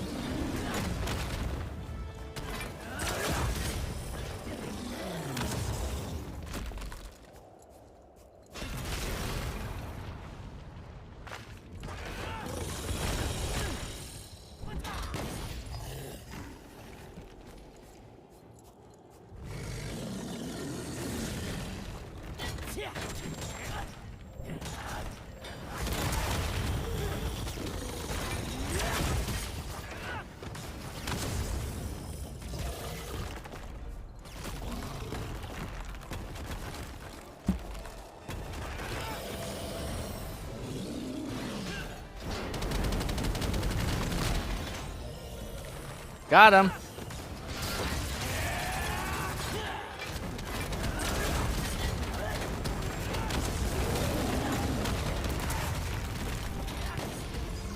That was that was so much damage. I love this class. Absolutely love this class. No, it doesn't reset when you die, no. Come back to Romania, 10G internet by New Year. Well, I guess, yeah, well, I mean, the internet doesn't matter how powerful it is if you're playing all the way in Korea.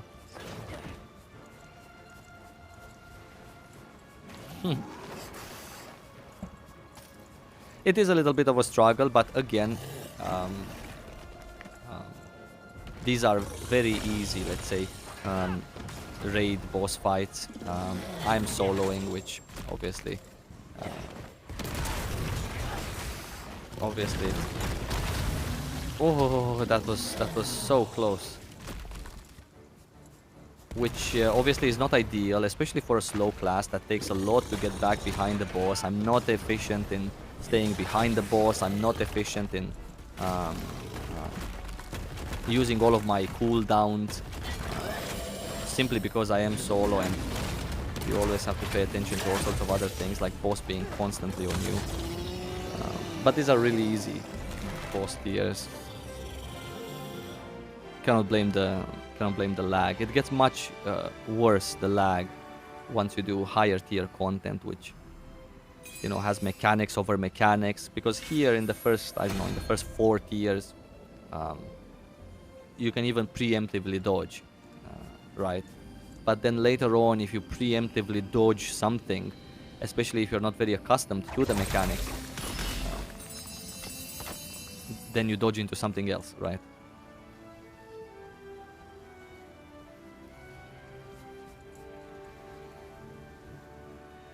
Yeah, sometimes the stars align, and the artillerist actually does a good job. Yeah, this is why Koreans, for example, Korean players don't really appreciate this class as much to its potential. Not saying that they don't know that this class has potential. Of course, they do know. There's DPS meters now on the dummy. It's not a sorceress, right? But it's a class with a lot of DPS. However, it's slow itself, doesn't have any mobility skills besides the dash. It has one, but you're never ever going to have this particular mobility skill and tiered up to you know, what a scrapper or a war dancer or a death blade or whatever other class, most other classes do just naturally, right? Um, so yeah, if the target just would stand still forever, like these bosses in the first four ranks stand still mostly all the time. Even these sometimes move, but mostly they're just static. And you are also, if you're playing with a party, you know, you have someone else, you know, be the aggro. Your aggro is like, I don't know, 1 minute in the whole fight, or even less if you finish the boss in 4 minutes. Then yeah. Cosmin said that he thought I would play Hawkeye. It was my bad, actually. The initial title was my bad. I was actually on my sharpshooter on the other account, and I thought I would create my stream also, and just a brain fart there. I added everything with sharpshooter. I don't think I would consider, let's say, playing a sharpshooter, because you have to be too evasive. It's not really my class. Other than that, it's a really awesome class. It's very nice to play. I really love the Hawk and the whole idea behind it. But I'm thinking about PvP, right? You need to be so evasive, and no, a little bit.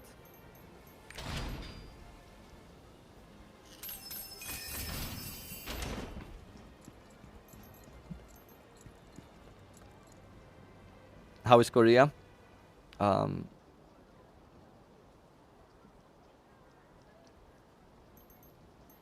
Korea is really fast now to get past tier 1 and 2. You get double the enchantment rates. If you're a new account and you get the Mokoko seeds, it's even better. There's all sorts of catch-up places, like some islands where you can actually get where you can actually get a lot of enchantment material. So it's really quick to get to tier 2. And there's also boosts, by the way. What do I think about Paladin? I think it's very nice to play Paladin. Always nice to play a support in Lost Ark. I do find the gameplay of a support in general in Lost Ark, I find it just a I don't know how to call it, a teensy bit boring for me. Might not be boring for you, by the way. But yeah, I would not like to be a support in Lost Ark. Yeah, to just sit there behind and see my little numbers on the screen, even though it's really appreciated and it's quite mandatory in future content as well to have a support. So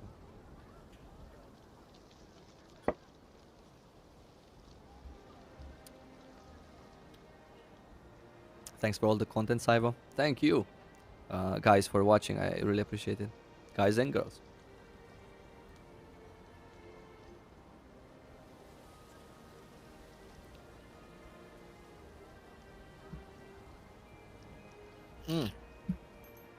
By the way, while we wait for morning in Korea, I suppose. These are some very nice foods. I guess we can take it here because I'm actually planning to take this character to higher peaks.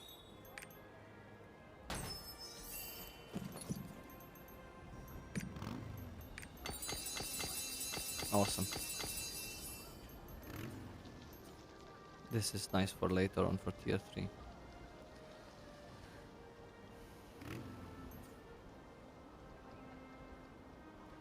Supercharge. Not something that I would ever use.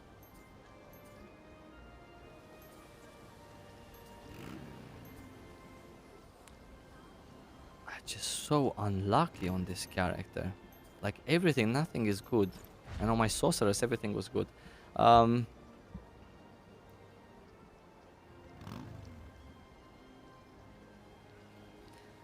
early can I get the engraving for demonic, the shadow hunter, so I can play in the transformed form? Well, you can get it as early as you can afford them, I suppose. Right? People will start doing content, will start getting engraving books. Not everyone's gonna play a shadow hunter, even though, by the way, I just have to tell you, since you're planning to main a shadow hunter, the shadow hunter is the most popular, or at least was the most popular class in the closed beta for us in the West. So because of that, the engraving books for the shadow hunter might actually end up to be a little bit more expensive than other classes, right? That won't be so popular. Because you can buy engraving books from the broker as well, from the auction house. If you have enough gold and people are selling them, you can absolutely buy them. How much are they worth? Well, at the beginning they're going to be worth quite few, because nobody's going to really have any gold.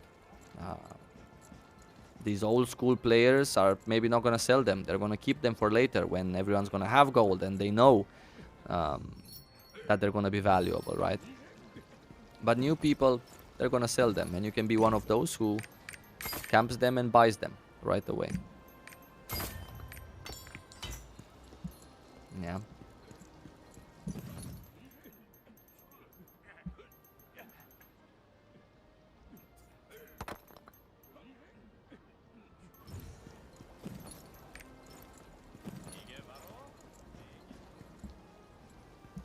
What was the least played class in the beta? Actually, let's take a look, shall we? Because I have them here. Sorry, I'm just opening my email. There we go.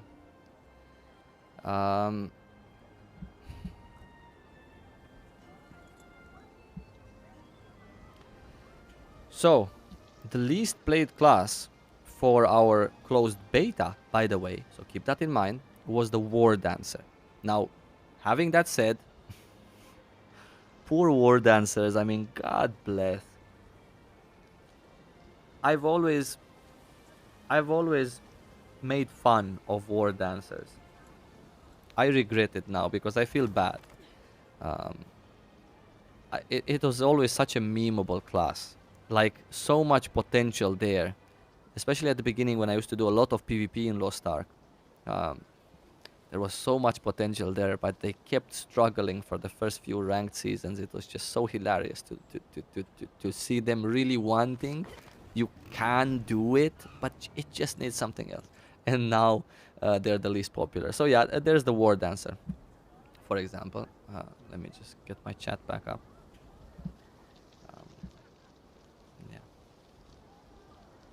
And Shadow Hunter, one of the most popular, yeah. When will I show gameplay with Reaper? Oh god, another class that I've just played like 3 weeks, a year ago. Haven't played since.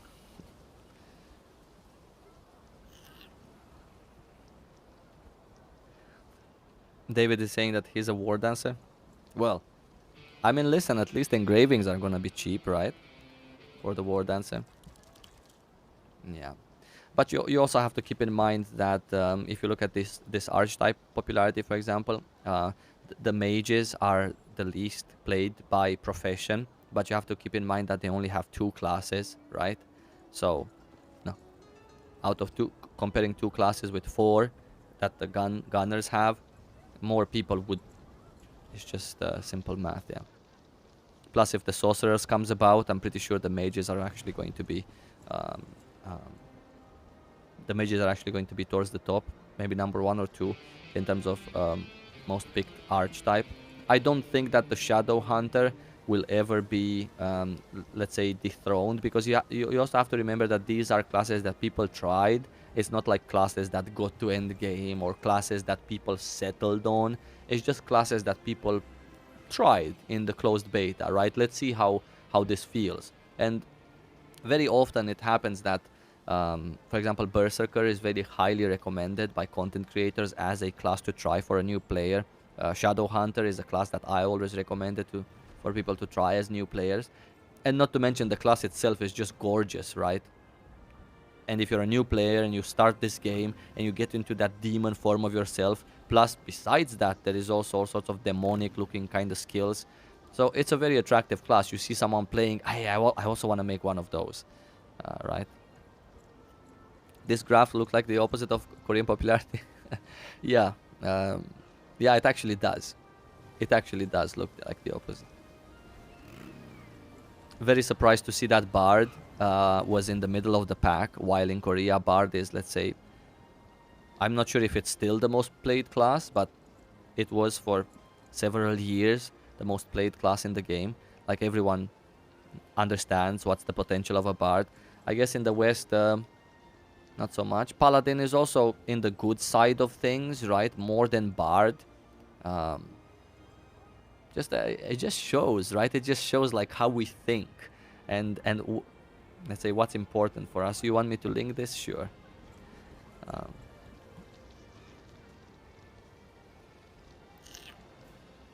War Dancer is low because they're Striker. Striker quite high. Yeah, yeah. Sapia actually has a good point. If there is a male-female version of the same class, right? Even though they're arguably quite in the same tier, let's say, then people will have to choose maybe one more than the other, right? And like literally every other non-Lost Ark streamer was recommending somehow the Striker. Like, why? Right? So I'm pretty sure that had a little bit of an influence also in it. But Sapia is also correct in saying that classes that have, let's say, gender unlocked. But I'm just saying. I'm just gonna say, Gunslinger is here, right? This is the female version, and the Deadeye is right here. Again, a class that has female, and then male. Yeah. Very surprised to see that Scrapper is so low, like really, really low. Because when the Korean client started, did I get a pop? No, I didn't. When the Korean client started, actually Scrapper was the most played class. At the beginning, it was like immensely many Scrappers. Afterwards, Bar took over in months to come. But like in the first few weeks, yeah. Yeah. Very happy to see that Soul Fist is actually a class that's being taken on by the Westerners. Very highly appreciate this class myself. I don't play it, it's not for me, but it's such a lovely class. It has so much potential to give you fun out of all the content that you do, because it's, nicely customizable. And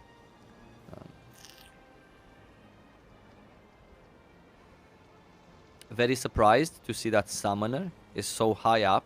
I just have absolutely no idea why you would come to Lost Ark and the first thing you do, as the majority of players, you play a summoner. You should play a summoner because it's a fantastic class. It sounds great. Um, but I would have never expected the summoner to be second. I would have expected Shadow Hunter to be first. Berserker I would have expected in the top 3. I would have absolutely expected that the Bard or the Paladin, especially the Bard, would be also in the top 3 somewhere. Um, very, very, very surprised on the Gun Lancer as well. I would have really thought that people in the West would love to play this in Lost Ark, kind of like heavy, I can taunt bosses and keep them on me, block with the shield and do, yeah. What do I think about Amazon cutting the stage 5 of NPCs? That means we won't get rewards. Stage 5 of what exactly? What's stage 5 in what? I'm sorry. Tag me again when you tell me, please. I really want to know. Hope we can get sorcerers at release. Yeah, I hope we can get sorcerers too. I think it's gonna be a good addition. Nice to see you streaming more regularly. We can have a chat more frequently. Yeah, thank you for coming to watch me. I love just streaming, even though I think that just talking to you guys might be a little bit too much to part of my streams, but I love talking to you guys, so I really don't care. Deadeye is punished with the close range limitation.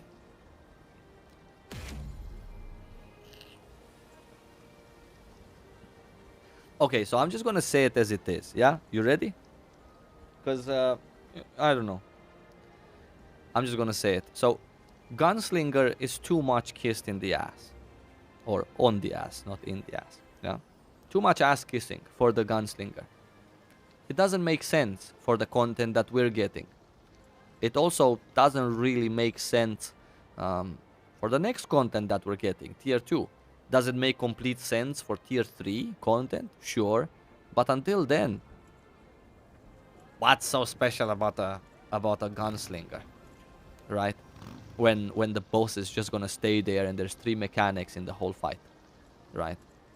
Of course, those of you who are new, I'm, let's say, kind of joking in a way. There's no 3 mechanics in a raid boss fight, but I'm saying like the immense advantages of a Gunslinger. And even though I actually believe that, having that said, I actually believe that a Gunslinger, for example, is going to do even better in our Western release in terms of PvP content, because there's even fewer classes to counter it from the few that there were already existing from the total bunch. So I get it. You also have to think that many of these players that played, right, are already fans of the game, people who have kept up with Gunslinger being S tier, with, I don't know, I'm not sure why Deathblade is here, but regardless, Shadow Hunter being nice. Just overall, I don't know, just overall surprised that even though, I guess we don't need so many supports. Why am I still surprised about the Bard being in the middle and the Paladin? I think these are great placements for Bard and Paladin, because you need 1 per 4 of other classes, right? Let's say so. But yeah, there are some limitations to Deadeye also, I guess. Who will I be maining for the Western version? It's a great question. I have to play my Artillerist more. I'm gonna play my Artillerist more during stream also. I know, I wanna get to tier 3 again. Jesus, I haven't been...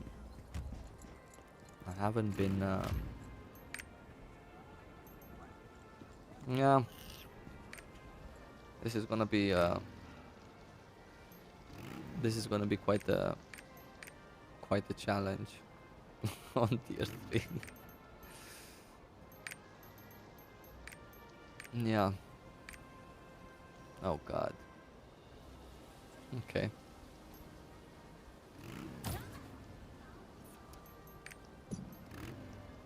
Yeah.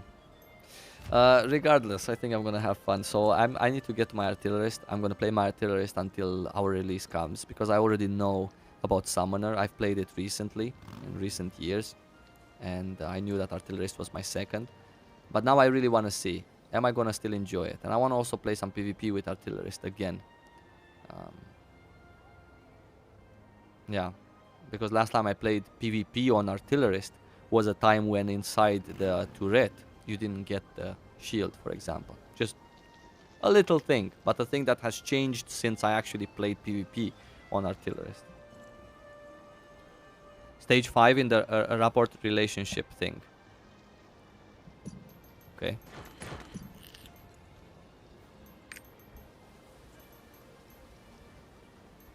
Um, but I see only 4 stages here also. And wait, before that you were asking what exactly? Amazon Games removed stage 5s. That means we won't get the rewards.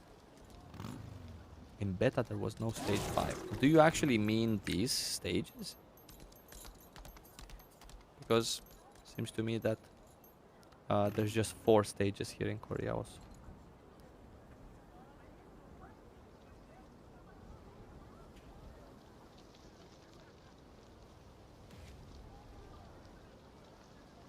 What do I think about the Russian servers possibly becoming dead? I think that once the Western version of the game is going to be released, there are very many players from the West that play on the Russian servers currently. Actually, the large majority of players who play Lost Ark or have ever tried Lost Ark have tried it on the Russian servers. Just for you to know. I see that because of my exit log thing, right? And I mean my exit log, the referral thing, because I have a guide on how to play Lost Ark. I have a guide on how to play Lost Ark everywhere, but the Russian one, it was doing much better in terms of how many people have used exit log for it than Korea. So I think that indeed, when the Western version is going to come up for us, one of the 2 servers is actually going to be dead, and they're going to actually have to merge the servers. Well, I mean, they don't have to, because I guess everything is shared from queuing up with people to the auction house, so they don't necessarily need to, but they might want to, so that they wouldn't keep 2 servers alive for absolutely no reason. But yeah. Again, see, one of the reasons why I know Russia is just one country. I know Russia also has access to every other game in the world, so I know that Lost Ark is not gonna, come here and kill World of Warcraft or anything like that. But I'm just saying one of the little reasons why I believe, or why I'm a little bit more skeptical than many of you guys who are, like really positive in terms of how well Lost Ark is gonna do in the West, is because of Russia, because Russia's kind of part of the East and the West, right? In Russia, there are Russian inhabitants, Russian citizens that are very close to Asia, right? Because that's how far they expand. But they're also, very close to Europe. I really hope that it's going to do much better in the West than it did in Russia. I really hope so. I really hope so. But when the Russian servers came out, and I actually got to understand that half of one of the 2 servers are Westerners playing there, and then basically all of Russia just filled up 1.5 servers, I was thinking to myself a little bit, I was just a little bit afraid. But seeing the numbers from the beta, almost 100,000 people tried the closed beta for Lost Ark, which, let's face it, was properly advertised maybe in the last 2 days before it. I got my beta key, by the way, because I also applied normally. I have a Founders Pack, but I also applied to get a beta key, and I got it on Wednesday, which was 1 day before they shut down the whole thing. So, yeah, it wasn't, let's say, 100% properly done. And still with that, there was almost 100k players in the beta. That's a good sign. That's a nice sign. Now everyone was talking about Lost Ark after the beta. It was non-NDA, so many content creators have have made their videos about it. Which, by the way, can we just, because I have a video that I wanted to react to, a Blade and Souls, not a Blade and Souls, sorry, Black Desert player's opinion after playing the beta of Lost Ark. It was recommended to me by one of my one of the members of my channel, by the way. So maybe we can watch it while we wait.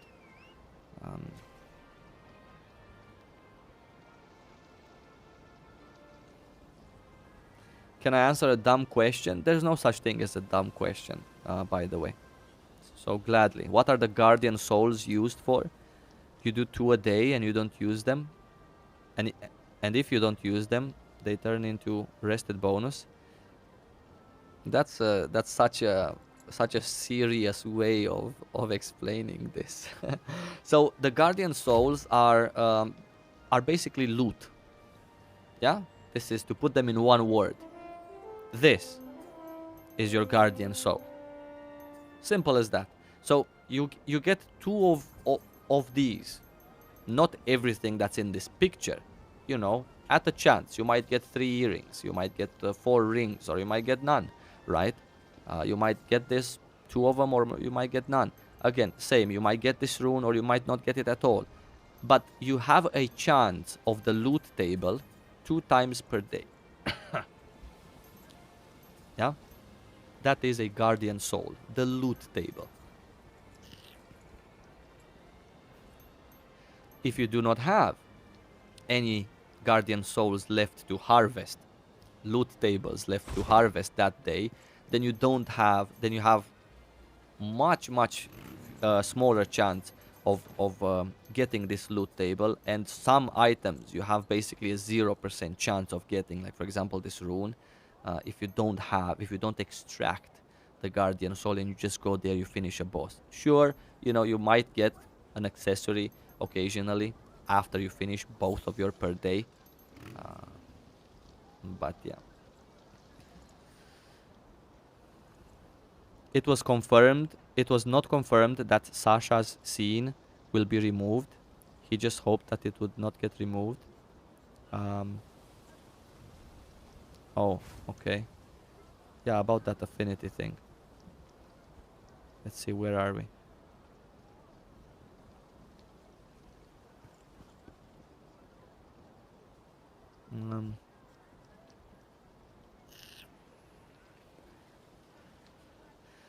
There was a YouTuber who was talking about censorship, and he said he hopes that they will not remove Sasha's Love 5 scene. It was not confirmed that it will be... okay. Okay. YouTuber talking about censorship. Sasha's Love 5 scene. Okay. I don't remember these things by heart. Art and Time. Sasha. Okay.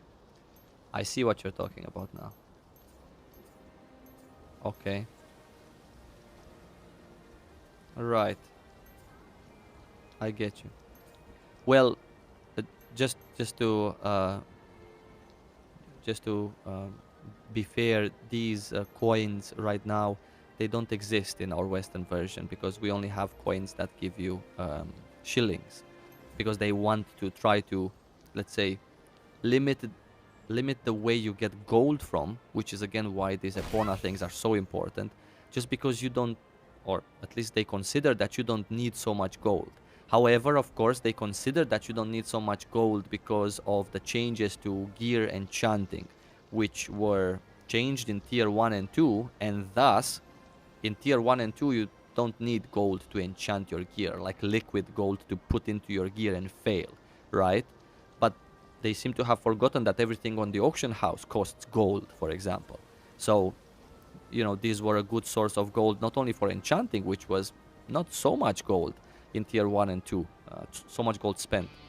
It was quite few, but they removed it to, because in Korea nobody cares about this. They just go and they just progress ahead. They've also removed gold as a drop from the cube, for example. We are getting the cube dungeon, but it's without gold as a drop. The same here, though. But just saying. So, yeah, maybe part of that is that. Also, the other item, by the way, that was in Sasha.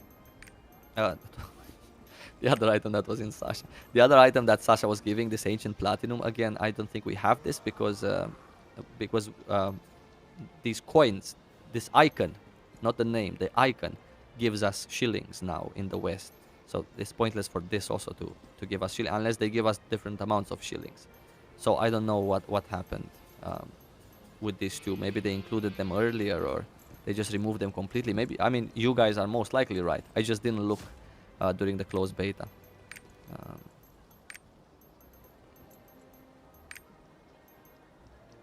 but can you explain to me, why are you connecting this removal? Why was it in the same sentence with censorship topic? Like, what's the connection in between removing this to like censorship?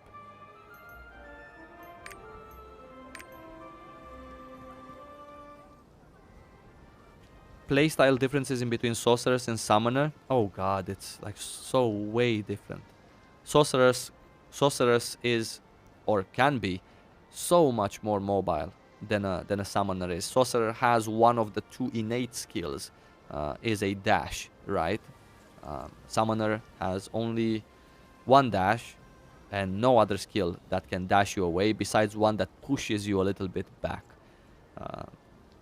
Absolutely. Sorcerers does big boom boom mage damage, while Summoner deals with summons and you take them out. They do damage for you. Completely different playstyles, yeah?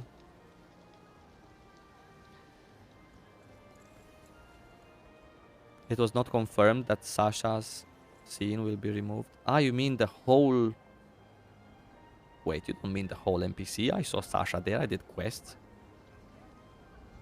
The YouTuber was talking about a sex scene. Ah, I remember that. I remember that scene. I absolutely remember that scene. Yes, yes, yes. Yes, yes, yes, yes. Yes, yes, yes. I do remember that scene. And I actually remember telling my wife that um, looks very similar to the one in The Witcher, right? Because even in The Witcher, I believe, because she was playing Witcher. And I told her that hey, Lost Ark also has this. This was like back in the days, right? Right. Okay, I get you guys now. Yes, yes. Yes, a dash that ignores unit collision as well for the sorcerer. That's right. Very important, by the way, right? Um,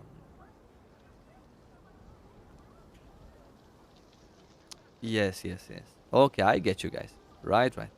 Thank you so much. Yeah, yeah, that's true. That's true. That's true. Yeah.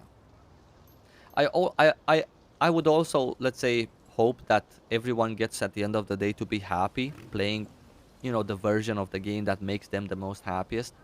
Um, I'm not the best person to, I don't know, let's say, talk about these things or get upset about them, because for me, as I've mentioned before, I, I, I, I don't know. I'm just not bothered by the fact that I didn't even know. See, I didn't even know nor notice this Sasha thing. Didn't even remember that cutscene that you guys were talking about. I don't see that the NPCs, half of them are black in cutscenes. Maybe because I don't watch cutscenes anymore. Um, but yeah, and also I, I don't necessarily get very much invested into what skin I'm wearing. I get really excited about awesome looking skins. Uh, and I'm also not like gay, right? So I like also women as opposed to men in real life. So yeah, sure, it's exciting. I get it, but I hope that they're not gonna start censoring other things as well. Um, like this is not gonna be a trend. There's just gonna be a thing that maybe is meant for them to sell more games, to lower the rating of the game as opposed to 18, maybe lower it to 15, sell it more, or whatever things are here in the West. We have a lot of racism problems here in the West. People are walking on eggshells because of a reason. There are a lot of people who are racist. There is a lot of racism issues, so maybe a message of inclusion was somehow, I don't know. I'm not sure if it's Amazon's fault or Smilegate's fault or the world's fault for these kinds of things happening, but there's other games who are a little bit more lewd, right? Or they come from Korea the same way as they were in Korea, so there actually might be Amazon's thing here. Or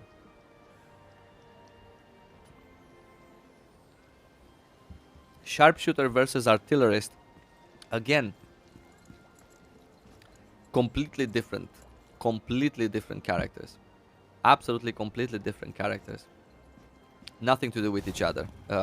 Sharpshooters so fast, so mobile, feels and sounds so flimsy, yeah.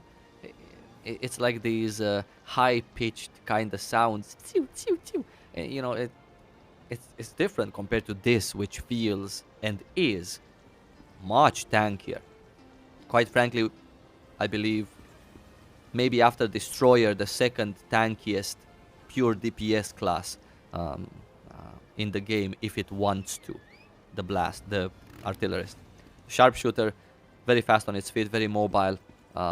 Both of these classes, Sharpshooter and Artillerist, not popular at all, by the way, in Korea, in PvP nor PvE content. Yeah.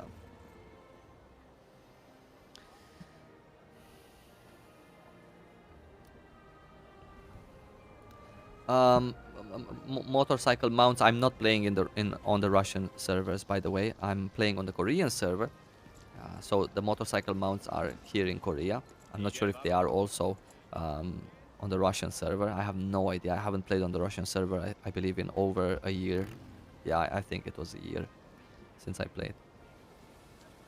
Scouter is the most interesting class to me. What's my thoughts on it?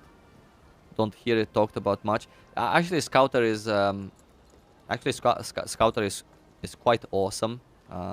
It's quite S tier in terms of PvP content. Not many people prefer to play Scouter in PvE content, but the same people who, for example, do a lot of PvE and also PvP, they could have potentially a Scouter easily for PvP. I guess that's one of the reasons why you don't really hear many people talking about Scouter, because most of the talk that happens in Lost Ark is around PvE content. So if there's a class that's really amazing in PvP, who's gonna talk about it, right? Because the people who um,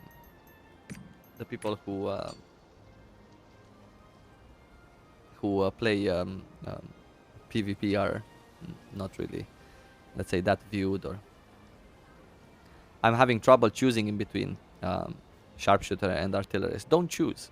Do not choose. Play both of them. Today you feel like an Artillerist. On Sunday you feel like a Sharpshooter. What's the problem? You know?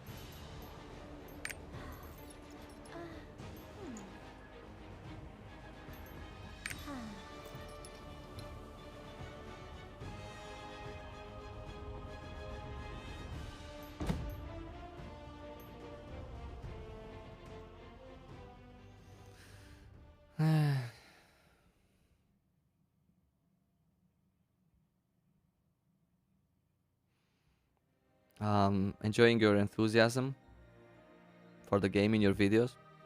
That's all that people seem to be enjoying. Sometimes I wonder, is my advice not good enough, or should I start including some tier 3 B-roll footage in my YouTube videos so I can actually maybe get a little bit more traction.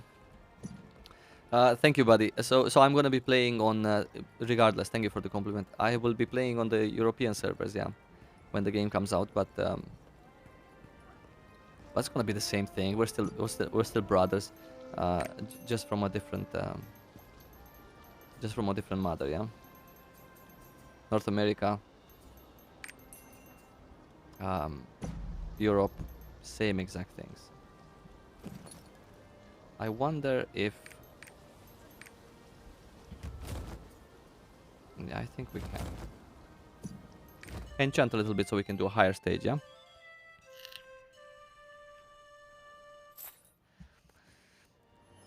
Do you think Lost Ark will be released in March? No, I don't think so. I think March is just a placeholder date, and I believe that the release will happen in February. Yeah.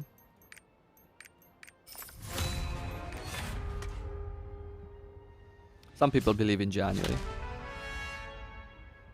Content in the videos is good. Thank you, buddy. It's fine. It's really fine. Maybe it's my fault, you know.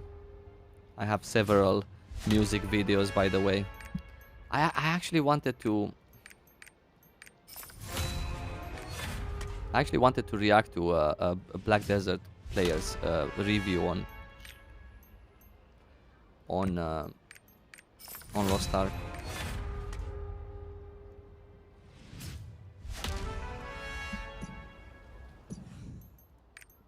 So maybe we can do that, but let me just please finish this enchanting.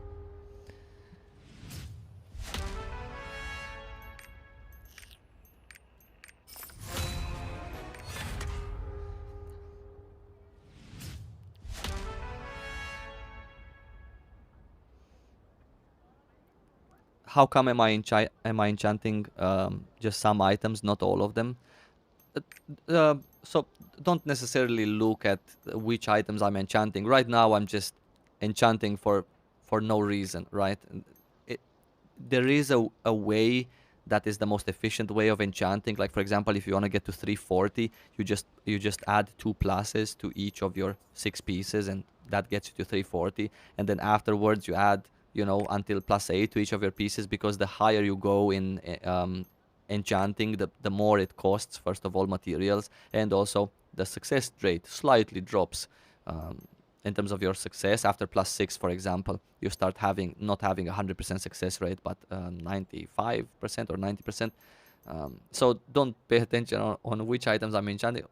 This is just like an account on which I'm going to be playing a little bit of Artillerist, and I have a couple of other characters. This is a YouTube account, low item level on this particular server. I have higher item levels on the other server, but still low in general, even if it's 1,300 and whatever 20 compared to the current in game, right? 393. So right now I'm just enchanting whatever items I click without looking at the screen, right? How do I feel about communication between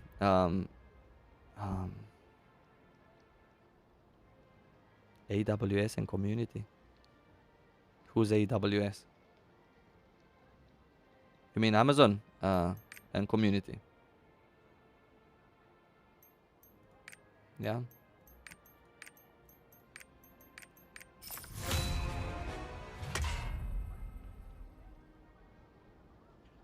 If it's Amazon and the community, I think that they could potentially do better.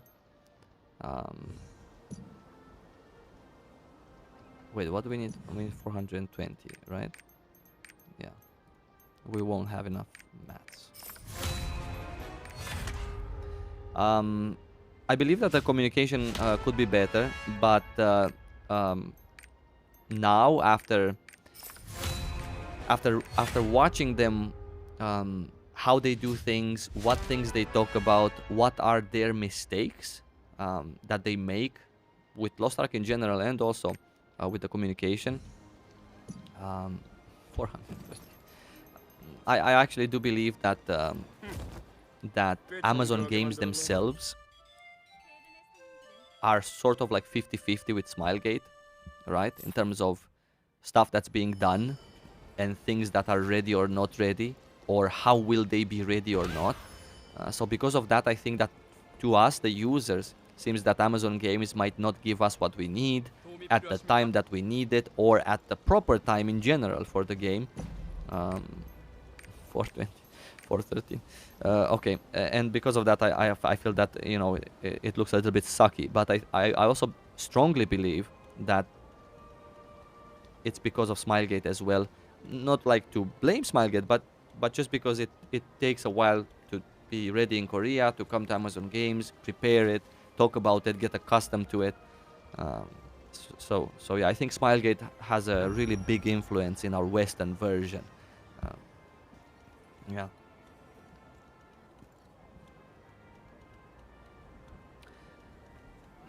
Actually, maybe not. How bad is inventory management? Do you get lots of space? So this is the space that you get. You also have your pet inventory here, for which you can unlock several spots. Um, but these are the only two things. And also the material storage is here. Like everything that comes as a material, you can just move it to your material storage, and here they stack up on top of each other, and there's all sorts of materials that first come to your bag, right? Voyage items, affinity items, you don't have to keep them here. So they've done a great job. This is, by the way, new-ish. This is new-ish. So they've done a great job with that. On top of that, you have warehouse space. Warehouse space which you uh, which is here at the warehouse, and you can unlock. This is the account warehouse, by the way, where you can place tradable items. You have 2 pages of this. You can keep unlocking rows, and here you have 4 pages of personal character warehouse that you can again unlock various spots. It costs 20 here, and progressively you pay a little bit more. Thank you, by the way. Did you see that alert? That alert for the donation. That's so nice. Holy shit, dude. Holy cow.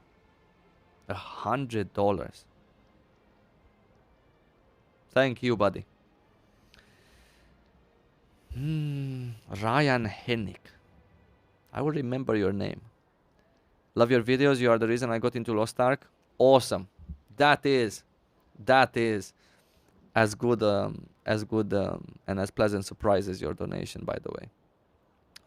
I have had so many other people. Just makes me happy that somehow, because of my videos, they got to try and Lost Ark and eventually maybe liked it. So awesome to be in this position, to have created videos since 2018 every week for Lost Ark, and now to finally have people um, come here and say, hey, I watched your I don't know, some 2019 video that makes no sense, right? You were excited about some water content, some skins, some whatever. Thank you, Ryan, for the donation. Very appreciated. Do I play Lost Ark? I play Lost Ark for a long time. Do you have 21 monitor? No. No, I don't have a 21 monitor. And actually, quite frankly, half of the PvP matches that I used to do back in the days, um, because right now I haven't really played PvP in a long time in Korea. I've just played PvE content. At the beginning, I used to do only PvP because I come from Mayon, and I thought, I come to Lost Ark, I'm just going to PvP here my mind out. And I think I played thousands of PvP matches during 2019, the first few months of it. And then I got to realize, shit, it was like, I think, September 2019, and I was playing Lost Ark for 10 months, and I was just doing like literally just PvP all day long, and just a little bit of PvE.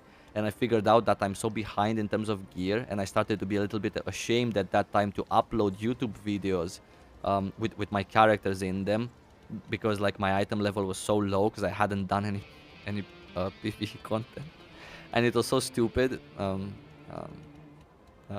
for me to play so much of it.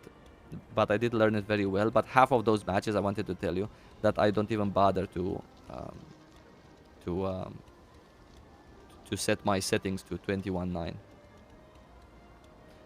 Mostly because I think I was doing 1v1s at that time, and because of that I didn't necessarily feel the need to set my settings like that. I was also playing Artillerist at the beginning in those times. I played a lot of Artillerist in 1v1 matches, and I don't know, I didn't really need to be evasive. I just needed to be in the middle of the arena, and it was round. It wasn't so large as the 3v3 map, so that's where I started. But then for 3v3 I started to use also 21.9, but yeah, I don't have.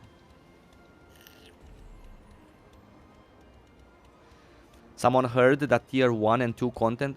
What are we even doing? I'm just gonna wait. I'm just gonna log into my blaster. At least we can wait in a queue, right, while we talk. Um, I heard that tier 1 content is really pointless to upgrade your gear a lot because the game really starts at tier 3. Is that true? Uh, sure. Yeah, sure. Not all of, not everything that you said is true. Just this part. Game really starts at tier 3. If by game you mean hard PvE content, then you're right. But that's a very little part of your whole thing, right? Now queue up for abyssal dungeons again. Um, the wrong part here is that tier 1 and 2 content is really pointless. It is easier in terms of difficulty if you're talking about the PvE content than tier 3, of course. Um, but it's not pointless. It's a very lovely piece of content. If you're new to the game, if you haven't played it, you're gonna have problems in tier 1 and tier 2 content as well, especially tier 2 with the abyssal dungeons for tier 2. Um, it's not pointless to upgrade your gear there either, because obviously it's really easy to upgrade your gear. It's a joy to upgrade your gear. It's not a stress or a chore. So you just upgrade your gear as you go. So of course you're gonna upgrade it. Um, and then you're gonna be ready with 1, 2, 3 classes, as many as you enjoy playing in Lost Ark, for tier 3, and jump straight into tier 3. Because in tier 3, for example, let's assume that in tier 1 you've played Summoner or Artillerist or some other class that's, for example, extremely slow, but you have two other alts, a War Dancer, I'm sorry, a War Dancer and a Gunslinger. In tier 3 you might actually enjoy your War Dancer a lot more. In tier 3 you might actually do a much better job in terms of casting your skills and keeping up with the mechanics on your War Dancer than you're doing on your Artillerist, for example. So yeah, that's my take on that. Saivo deserves that. Come on. Um, I was actually thinking that, of course, I'm a nobody now, right? But I was thinking that maybe um, if I start catching some traction or whatever, even if I don't, right? Doesn't matter. I was thinking that I really would like to do, for example, to play a stream like I'm doing now, and to give the money that ends up from donations to like some sort of a place that needs money. It can be humans or animals, or doesn't matter, right? And I would maybe have this money that I get per stream prepared, so we can actually make the donation at the end of the stream, regardless of if I have taken, if I have received this money or not, because YouTube pays you the next month, right? So I really would like to do that. That would make me so happy. Um, did you believe that there's going to be an esports scene in Europe and North America? I really wanted an esports scene for the West, not because it makes the game anyhow a better game, but because I personally am very excited to watch esports. I watch, for example, Dota, a game that I really like. I always watch the TIs. I always watch the regionals also. I watch BlizzCon for the esports PvP side of things. I also enjoyed the esports PvE kind of dungeon rush. I love that. I used to love Guild Wars, right? They had the world championships many years ago before they stopped it. Absolutely enjoyed, thrilled to watch those. As a fan, I was sitting on the couch, big screen TV, popcorn, right? Um, um, uh, Chips with a cheese sauce. Amazing.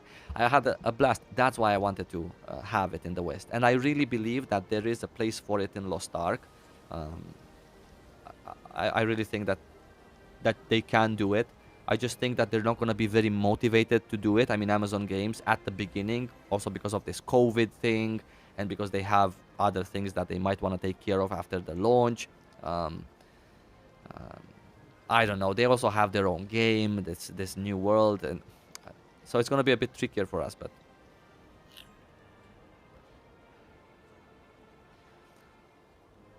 all these donations will get me a lot of pets in game. Yeah, you need a lot of pets in games for the pet ranch, by the way. Um, so yeah, very grateful.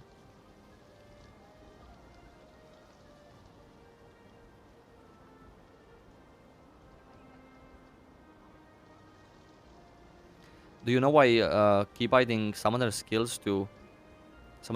skills to mouse bugs out? I have them key binded on my mouse, never bugs out. On summoner it switches. Wait, using mouse keys 4 and 5.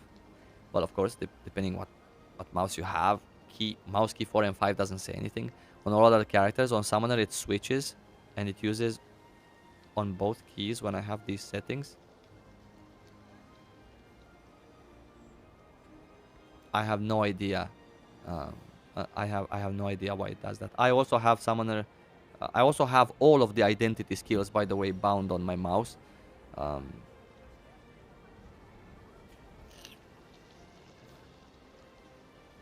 Asmongold is also going to play this. Just that alone is going to make this game blow up. Remember, I'm.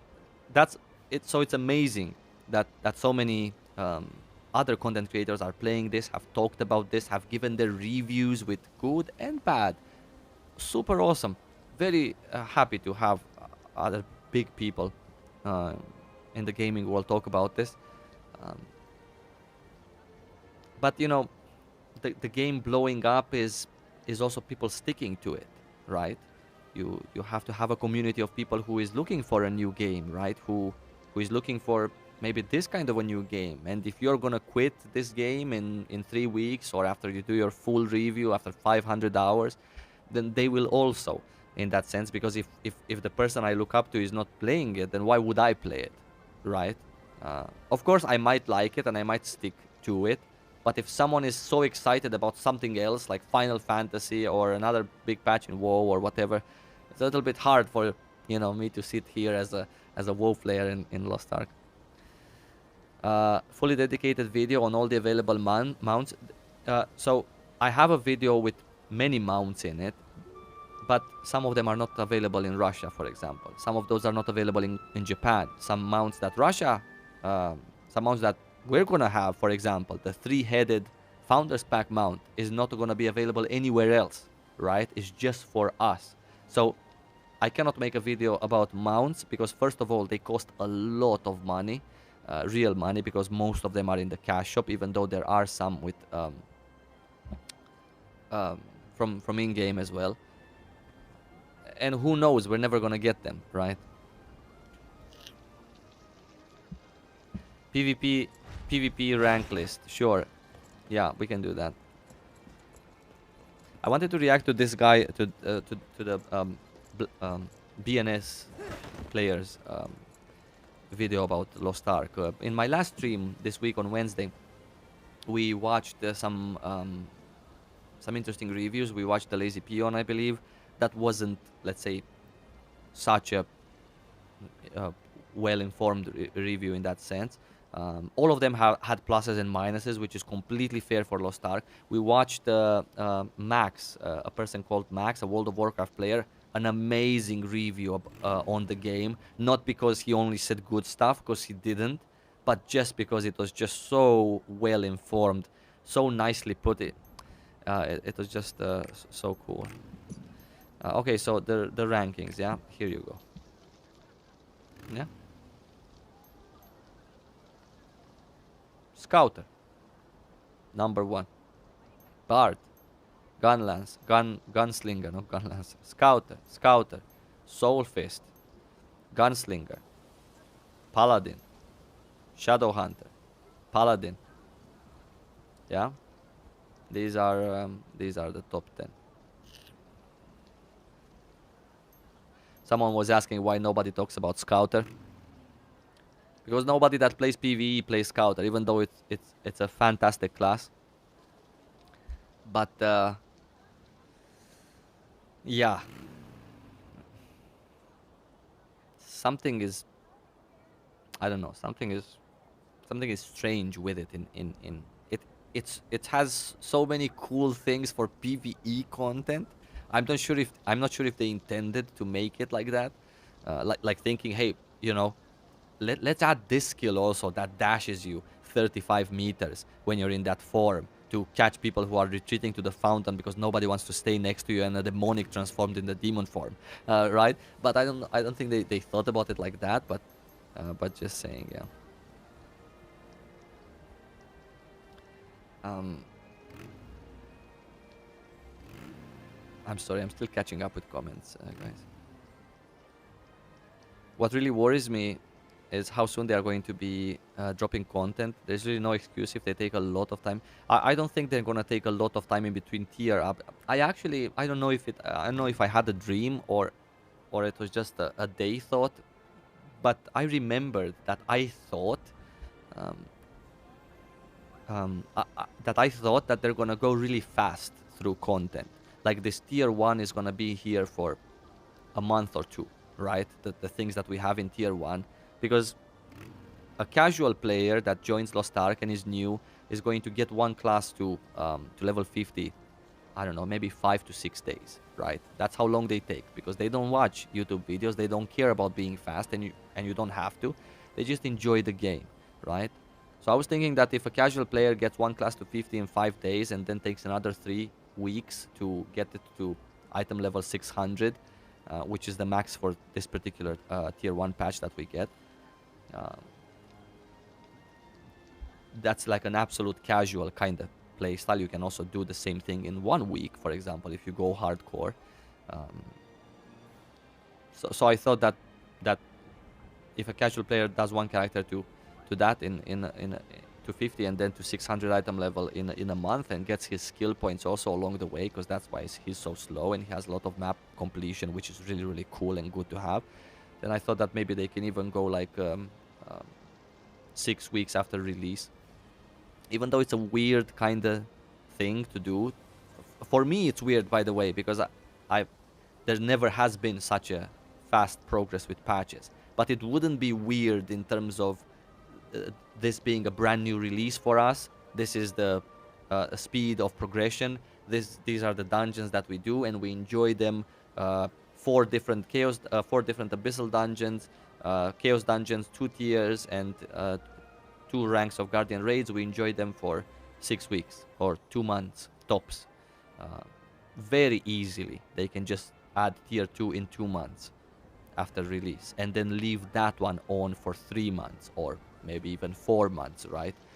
And then 6 months later we get tier 3 already. This is already super sped up, let's say it like that. Sorry for the peas, if you heard that.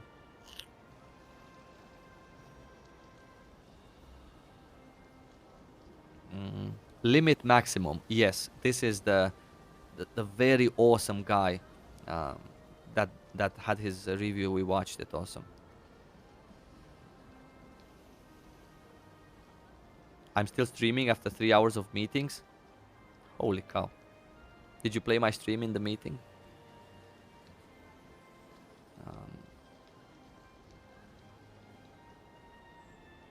How I can see that rank in the game? That win? Oh, you go here to the leaderboard. Yeah, you click it, and then ranked, and then ranking board.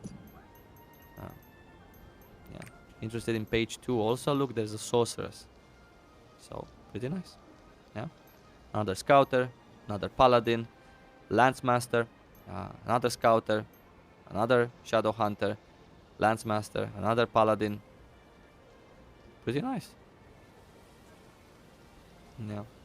You should have seen the leaderboard for PvP in like the first 2 ranked seasons. It was literally just bard and gun lancer. That's it. Bard, gun lancer, bard, gun lancer, bard, gun lancer. Then the gun lancer dropped off. The bard still continued, but the gun lancer abruptly dropped off. Nobody's playing. This is a problem with the Korean. Actually, it's not a problem with the Korean servers, because generally I do my stuff. Generally, I play Lost Ark and do my daily stuff in Korea in the afternoon, because then my kids are asleep for like 2 to 3 hours. So I have plenty of time to do my things in prime time for them. It's just that I'm streaming now in the evening because this is when I can stream, and it's just too early in the morning for them. But let's can we I really want to see what that Black Desert player has to say, and I have the video here ready. We can, I guess, close these. Let's take a look. What's up, friend? Take a listen. I'm just gonna double check the volume also, sorry. A week ago, Here it is. we had the first EU NNA beta of Lost Ark, and Volume seems pretty nice. Maybe a bit to the loud side, if I may say so myself. Let's watch it together. Let's see what he says. Let me just get the chat back here. Yeah. So this is a Black Desert veteran talking about Lost Ark.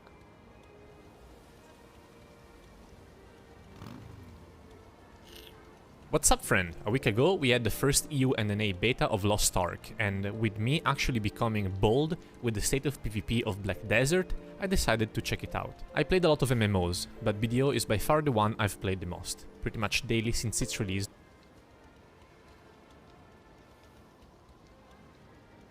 4,000 hours. That's legit. Almost 6 years ago. So keep that in mind as I'm gonna compare the two games a lot. The first and most important comparison between the two games is the game itself. When I first saw the Lost Ark trailer, I thought that the game looked really cool, but at the time it wasn't even out in Korea, and I had very low expectations for an actual Western release. And when the game actually released in Korea, my first thought after watching As lazy peons. Yeah, it's actually under my cam. Let's do it like that. Lazy peon here. some videos was that Lost Ark wasn't really gonna be a Black Desert competitor. It looked and felt too different to be even considered in the same category in my mind. So I never really saw Lost Ark as a threat for BDO for a long time. This is exactly what happened to me and every other game that I've played also. And I've talked about it during this stream. Someone told me to watch videos about it. I saw trailers, I saw gameplay videos. I was thinking, what is this? Why would I be even interested in this? Top-down view, Diablo kind of thing, Path of Exile. I'm just not the type that wants to do that, you know. Completely wrong. Well, after getting my CC resisted for a gazillion time and grabbed in iframe more times than PA grabs my wallet, I decided to check Lost Ark out, and boy was I surprised. Let's start with the feel of the game. One of the best aspects of BDO is the amazing and impactful combat system. And surprisingly, Lost Ark had something very similar. I expected to feel like I was playing a MOBA, like League, but the amount of skills you have and the audiovisual feedback you get while playing the game reminded me a lot more of BDO. Koreans sure do know how to make a good combat system. I tried a few different classes, trying to find what felt right to play, and I was so surprised to see that I pretty much enjoyed every single class that I played. And trying more classes only made my decision more difficult, as I now was wanting to play every class I put my hands on. This is exactly what happens to literally every other person in Lost Ark. That's why I keep saying, if you like 2 classes or 3, play all of them. Right, let me make this. Yeah. This is where I learned that apparently this game is very ult heavy, both for PvP and PvE. I think this is either a deal breaker or a massive plus for MMO players, so I don't know how you will feel about this, but for me, I love the freedom of playing and trying multiple classes. One of my biggest worries about the combat was that since the amount of abilities was considerably lower than the one in BDO, the combat would have a much lower skill ceiling and self-expression. Well, fuck me sideways, was I wrong? Not only every class has multiple skills and ultimates to choose from, but every single ability can be completely changed by fine-tuning the skill tree. Doing this with one ability completely changes the way you use it altogether. Imagine what you'll be able to do by changing every single ability this way. I was honestly so shocked to see how much depth the skill tree actually had. Now that we got the combat out of the way, let's talk about something more superficial, the graphics. Graphics are somewhat important in games. They don't make or break a game. Especially in BDO, I bet. BDO is obviously superior on this one. But if you've ever played BDO PvP at any decent level, you know that this is how your game is gonna look, not this. And from what I could tell by doing some PvP in Lost Ark, I can comfortably play at max graphics without having any FPS drop. So even though LA graphics aren't as good as BDO's, the game inevitably will look better. Okay, so the game feels good and looks good. Where's the catch? I bet the PvP is full of pay-to-win, bullshit mechanics, sweaty no-lifers. Wait a minute, the PvP has equalized gear? You literally cannot pay to win to get an advantage in PvP? There is no CC resistance or grabs? There are ranked 3v3 arenas? Multiple PvP modes? This is pretty much what sold me on Lost Ark, and what I want the most in BDO. Sorry Everything for your here ears, is by pretty the way. self-explanatory, and I don't think I need to explain myself. I'm really happy to have someone talk about Lost Ark's PvP also. You don't really hear people talking about Lost Ark's PvP in more details than just gear is equalized, there's no pay to win in it. I had fun playing my Berserker. Ha ha ha, I was always on the ground knocked down, you have to learn it. That's 15 seconds of talking about PvP in Lost Ark in reviews, while in fact it's such a huge and important thing in Lost Ark. It's so nice to play because it is equalized, and because of the combat, and because of the ranked, and because of everything. Very happy, you know. Any further. If BDO had any of these aspects, I wouldn't even think about playing Lost Ark. But sadly, it looks like Smilegate is a lot more invested into the PvP side of their game than Pearl Abyss is. I'll briefly mention the PvE, since I've only reached level 28 or so in the beta, and I know the real PvE content is at endgame. But ironically, BDO releasing Dungeons kinda made me realize that it's quite a fun piece of content that I don't mind doing at all. And from what I can tell, the Lost Ark endgame raiding is quite wild. So I'm looking forward to trying that out. The last thing I want to talk about is the pay to win, which is quite a hot topic in the MMO world. I'm gonna be honest with you guys, the PvP not being pay to win at all is all I care about. They could be locking the endgame PvE content. See? And this is a completely different perspective from a guy that comes from BDO. That game is heavily focused on the PvP side as well. I heard that you can... I haven't really played it myself, maybe just a few hours. I heard that there's... while you grind in the open world, there's people ganking you, right?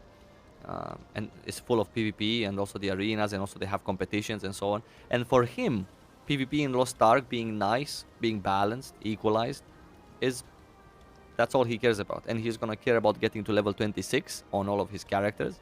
And he's just gonna be in front of the arena all day long, loving Lost Ark. This is another perspective from people that come from PvP games. Content only to the Russian oligarchy and the Norwegian's noble heirs, and I couldn't give half a shit. I heard we're getting the least pay-to-win version of every Lost Ark release so far, and that's nice to hear. But after 6 years of BDO and overall going from a young NEET to someone with a job, I don't mind spending money on the things I like as much as before. My conclusion is that Lost Ark actually shaped up to be a much more interesting game than I initially thought, and I'm gonna definitely play it at its release. And hopefully 2 good things will come out of this. One is a few months of enjoyment that I'm gonna get from playing this game, and the other is to hopefully motivate Pearl Abyss to actually make BDO the beautiful game that it's supposed to be, now that finally some good competition arrived in the market. That's all for today. If you're interested in playing Lost Ark in the Russian or Korean region, you can use the VPN Surfshark by bypassing the region lock and get an 83% discount plus 4 months for free with code HIDDEN. See you next week. Kisses. Kisses? Okay. Guess he's doing better than me.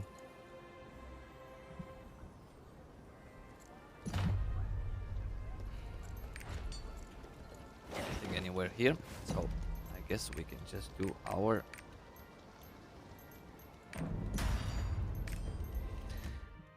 daily mobbing.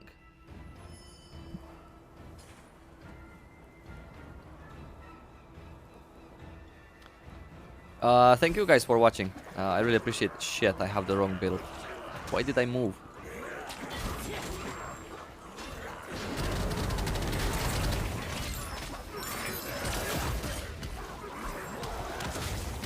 Thank you guys for watching. Very appreciated.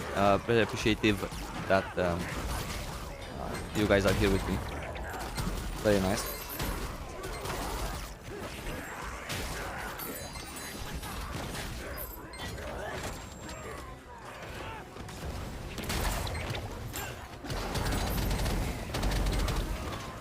very rare that I get to see this particular map, for example.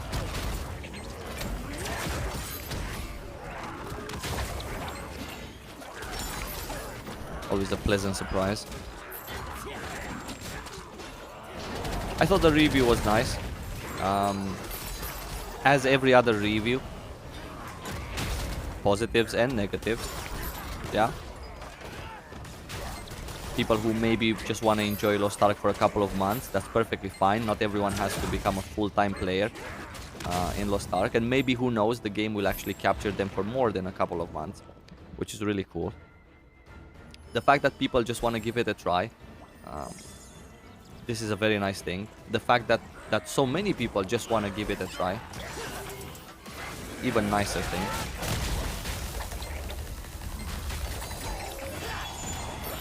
Many other games that came out for us in the West, people weren't even interested in giving them a try.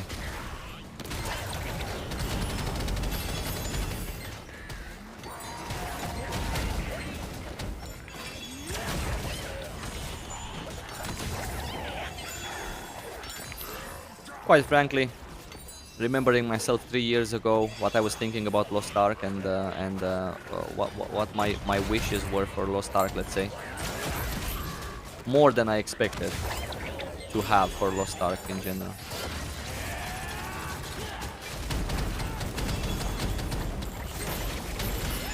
So I'm really happy.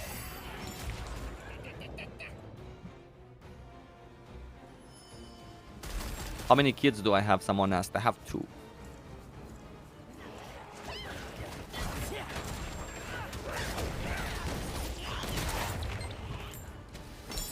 Two very nice kids, a boy and a girl.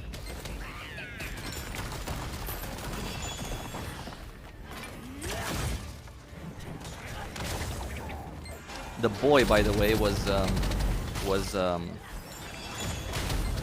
the first ever kid born in the country in 2021. He got a little present from the country because he was the first kid that was born. Was born on the 1st of January, and at a very good time. I think it was 2 in the night, so right after the first. As a fun fact.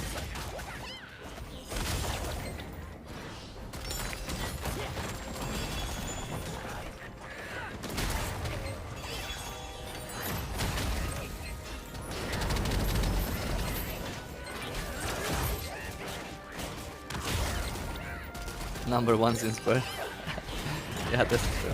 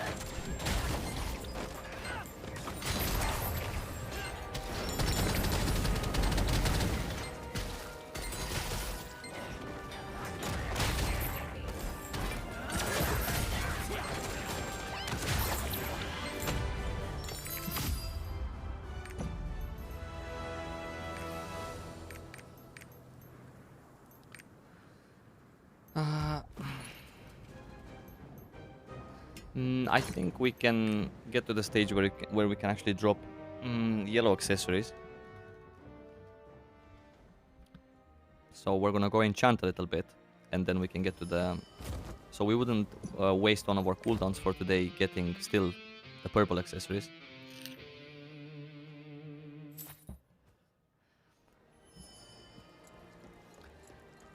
I thought I will only play PvP because I will not have time for PvE, but since you have kids and play PvE, maybe I'll give it a try. Yeah, absolutely. The way we're getting the game, again, is something that allows you to something that allows you to play PvE as well. Just like casually doing just the dungeon that I did, right? You can do it solo, so you wouldn't have to wait for anyone. Or you can do it with the friends if you have friends, or you can queue up, matchmake. And just by like casually playing PvE content, you're still gonna get stuff in your bag to enchant your PvE gear, and that is the lovely benefit of.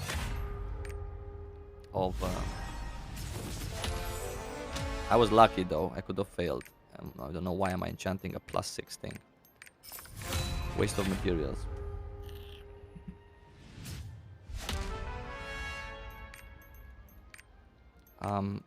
Can we turn our leftover tier 1 mats into tier 2 mats when tier 2 releases?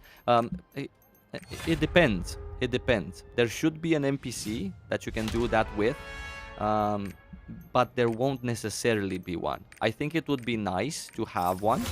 Why not? And I think it would be nice to have one also for tier 2 to tier 3 stage. But it wasn't always the case in other regions, for example. Yeah. Other regions did get this kind of conversion from old materials to new materials, but it was because they actually completely changed Lost Ark as a game. So I'm not sure if we're gonna get that. I don't know what they're gonna do. It might actually change. 420, perfect.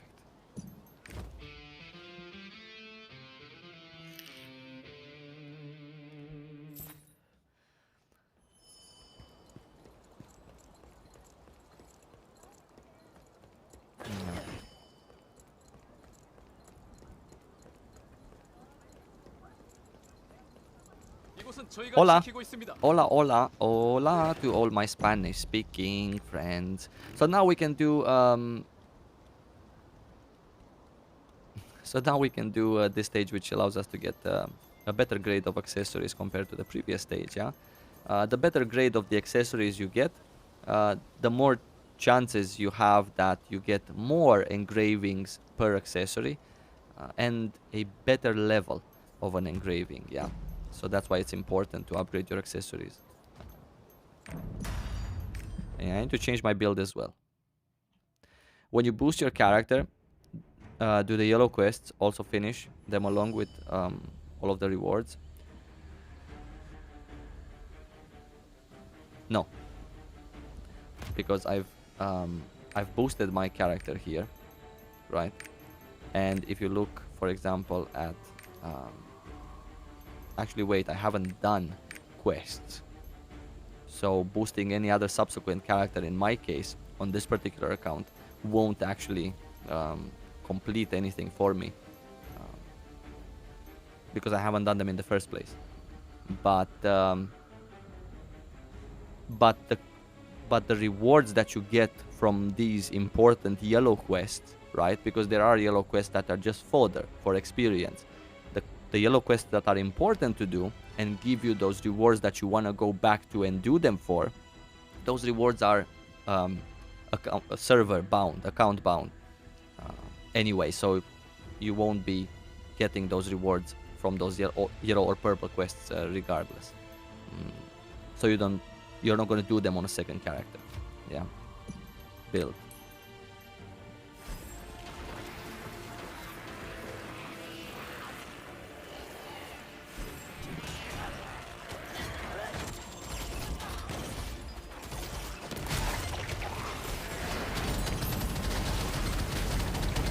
I don't want to become a Lost Ark community manager. It's so much managing and so few playing that I cannot even tell you.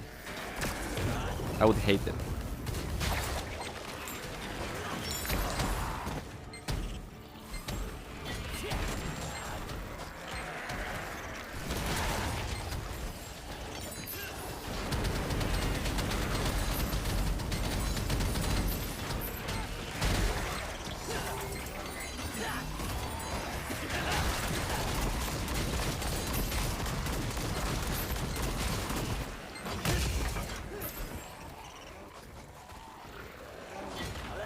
Community manager is just a job.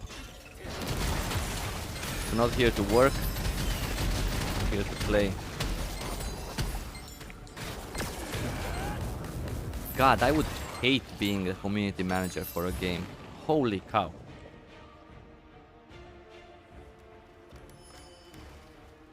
Any reason why I play in Korea as opposed to Russia? Yeah, in Russia I have really good ping. Like you said, I have 30 ping in Russia. So it was a really nice experience in terms of PvP content in particular. I play on the Korean servers because here is where all of the updates come first. And since I'm not that interested in progression, like progression in end game raids, so I can finish all of them before they come out for us in the West. Don't care about that anymore. This is the best place for me to play as a content creator.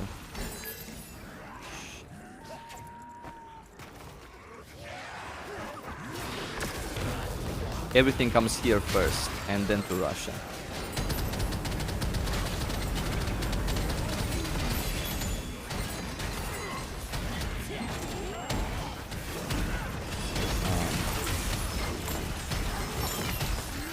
Holy cow.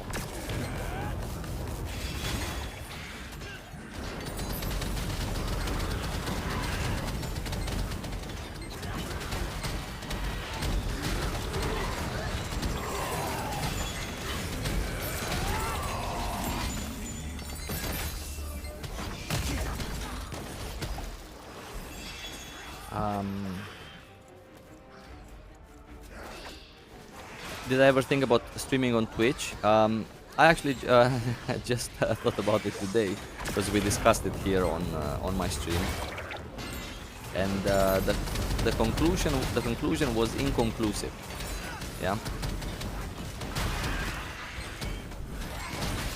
I understand the value of streaming on Twitch. I understand the different community, the better chat, the Amazon Prime potential subscription that people would like to give you. But at the same time, there are many pluses for me as a content creator streaming on YouTube as well. The fact that I can kindly ask you guys, for example, now to maybe you care about subscribing to my YouTube channel, which I would really appreciate, by the way. I have been uploading Lost Ark content for years now, and I will continue to do so. That's one perk that I see. Also the fact that I'm sort of like settled here.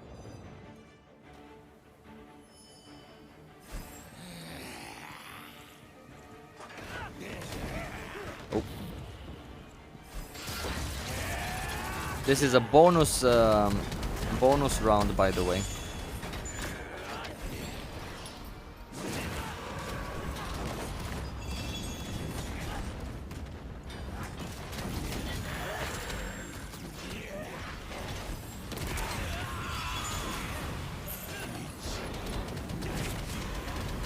So I like doing YouTube videos as well, and having YouTube videos.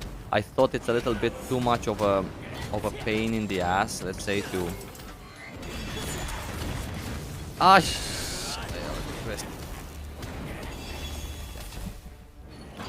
thought it's a little bit of a pain in the ass to let's say for me to start on Twitch. If I would be a brand new streamer, like just started, which I am, by the way, but like a brand new content creator, and I just want to stream, or I want to stream mainly, and then I also want to do YouTube videos on the side, I would absolutely choose Twitch for very many reasons. One of them, I'm also playing an Amazon game, right? This is an Amazon game at the end of the day. So they like you more to be there, or they like you to be there more than they like you to be on YouTube in terms of streaming.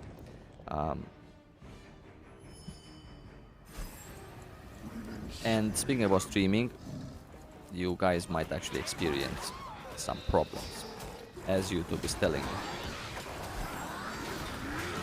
Unknown problems.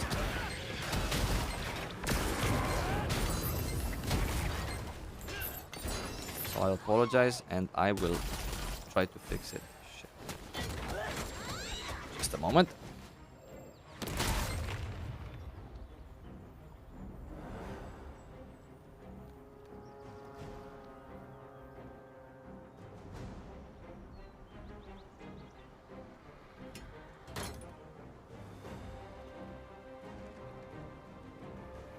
Sorry about that. could potentially be fixed in a couple of minutes. Yeah. Appears that the stream is indeed lagging.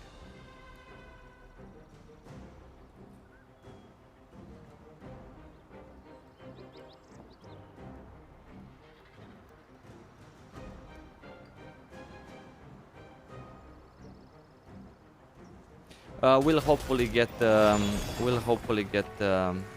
get sorted. I'm sorry for that. My internet is right at the limit of being good, and sometimes it fails to do that. It was great for the first, I guess, few hours.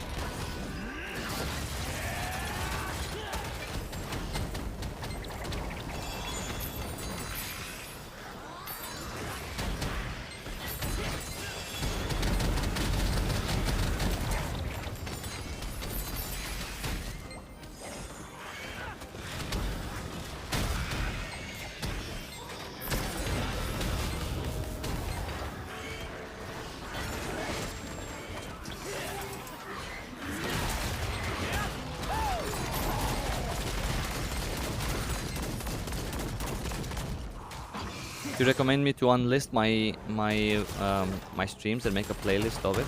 Yeah. I'm still a YouTuber first, and afterwards I'm a streamer. I really want to get into this streaming schedule, same as the YouTube schedule, by the way,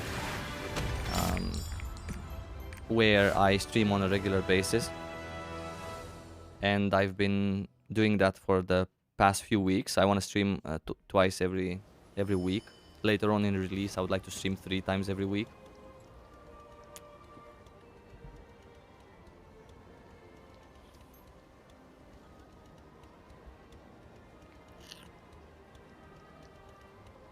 Does YouTube actually place my streams on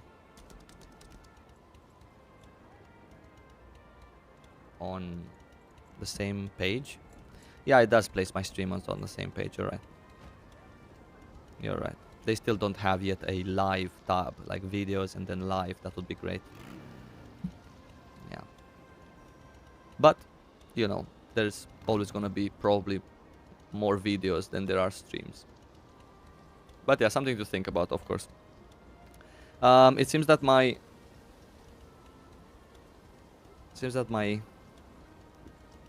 internet is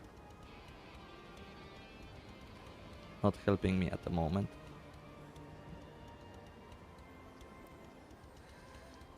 But that's perfectly fine, because we can resume next Wednesday. I mean, until then, I'm definitely going to play more this character, and maybe next Wednesday we will be at the end of tier 2. That should be interesting. But anyway, guys, quick outro. Thank you so much, because a stream is pretty bad right now in terms of quality. Thank you so much, guys, for coming over. Thank you so much for watching me. Thank you so much to the members that joined me today. I really appreciate it. Thank you so much to those of you who were kind enough with your donations today. I very much appreciate it. And yeah, I will see you next week. Definitely twice live.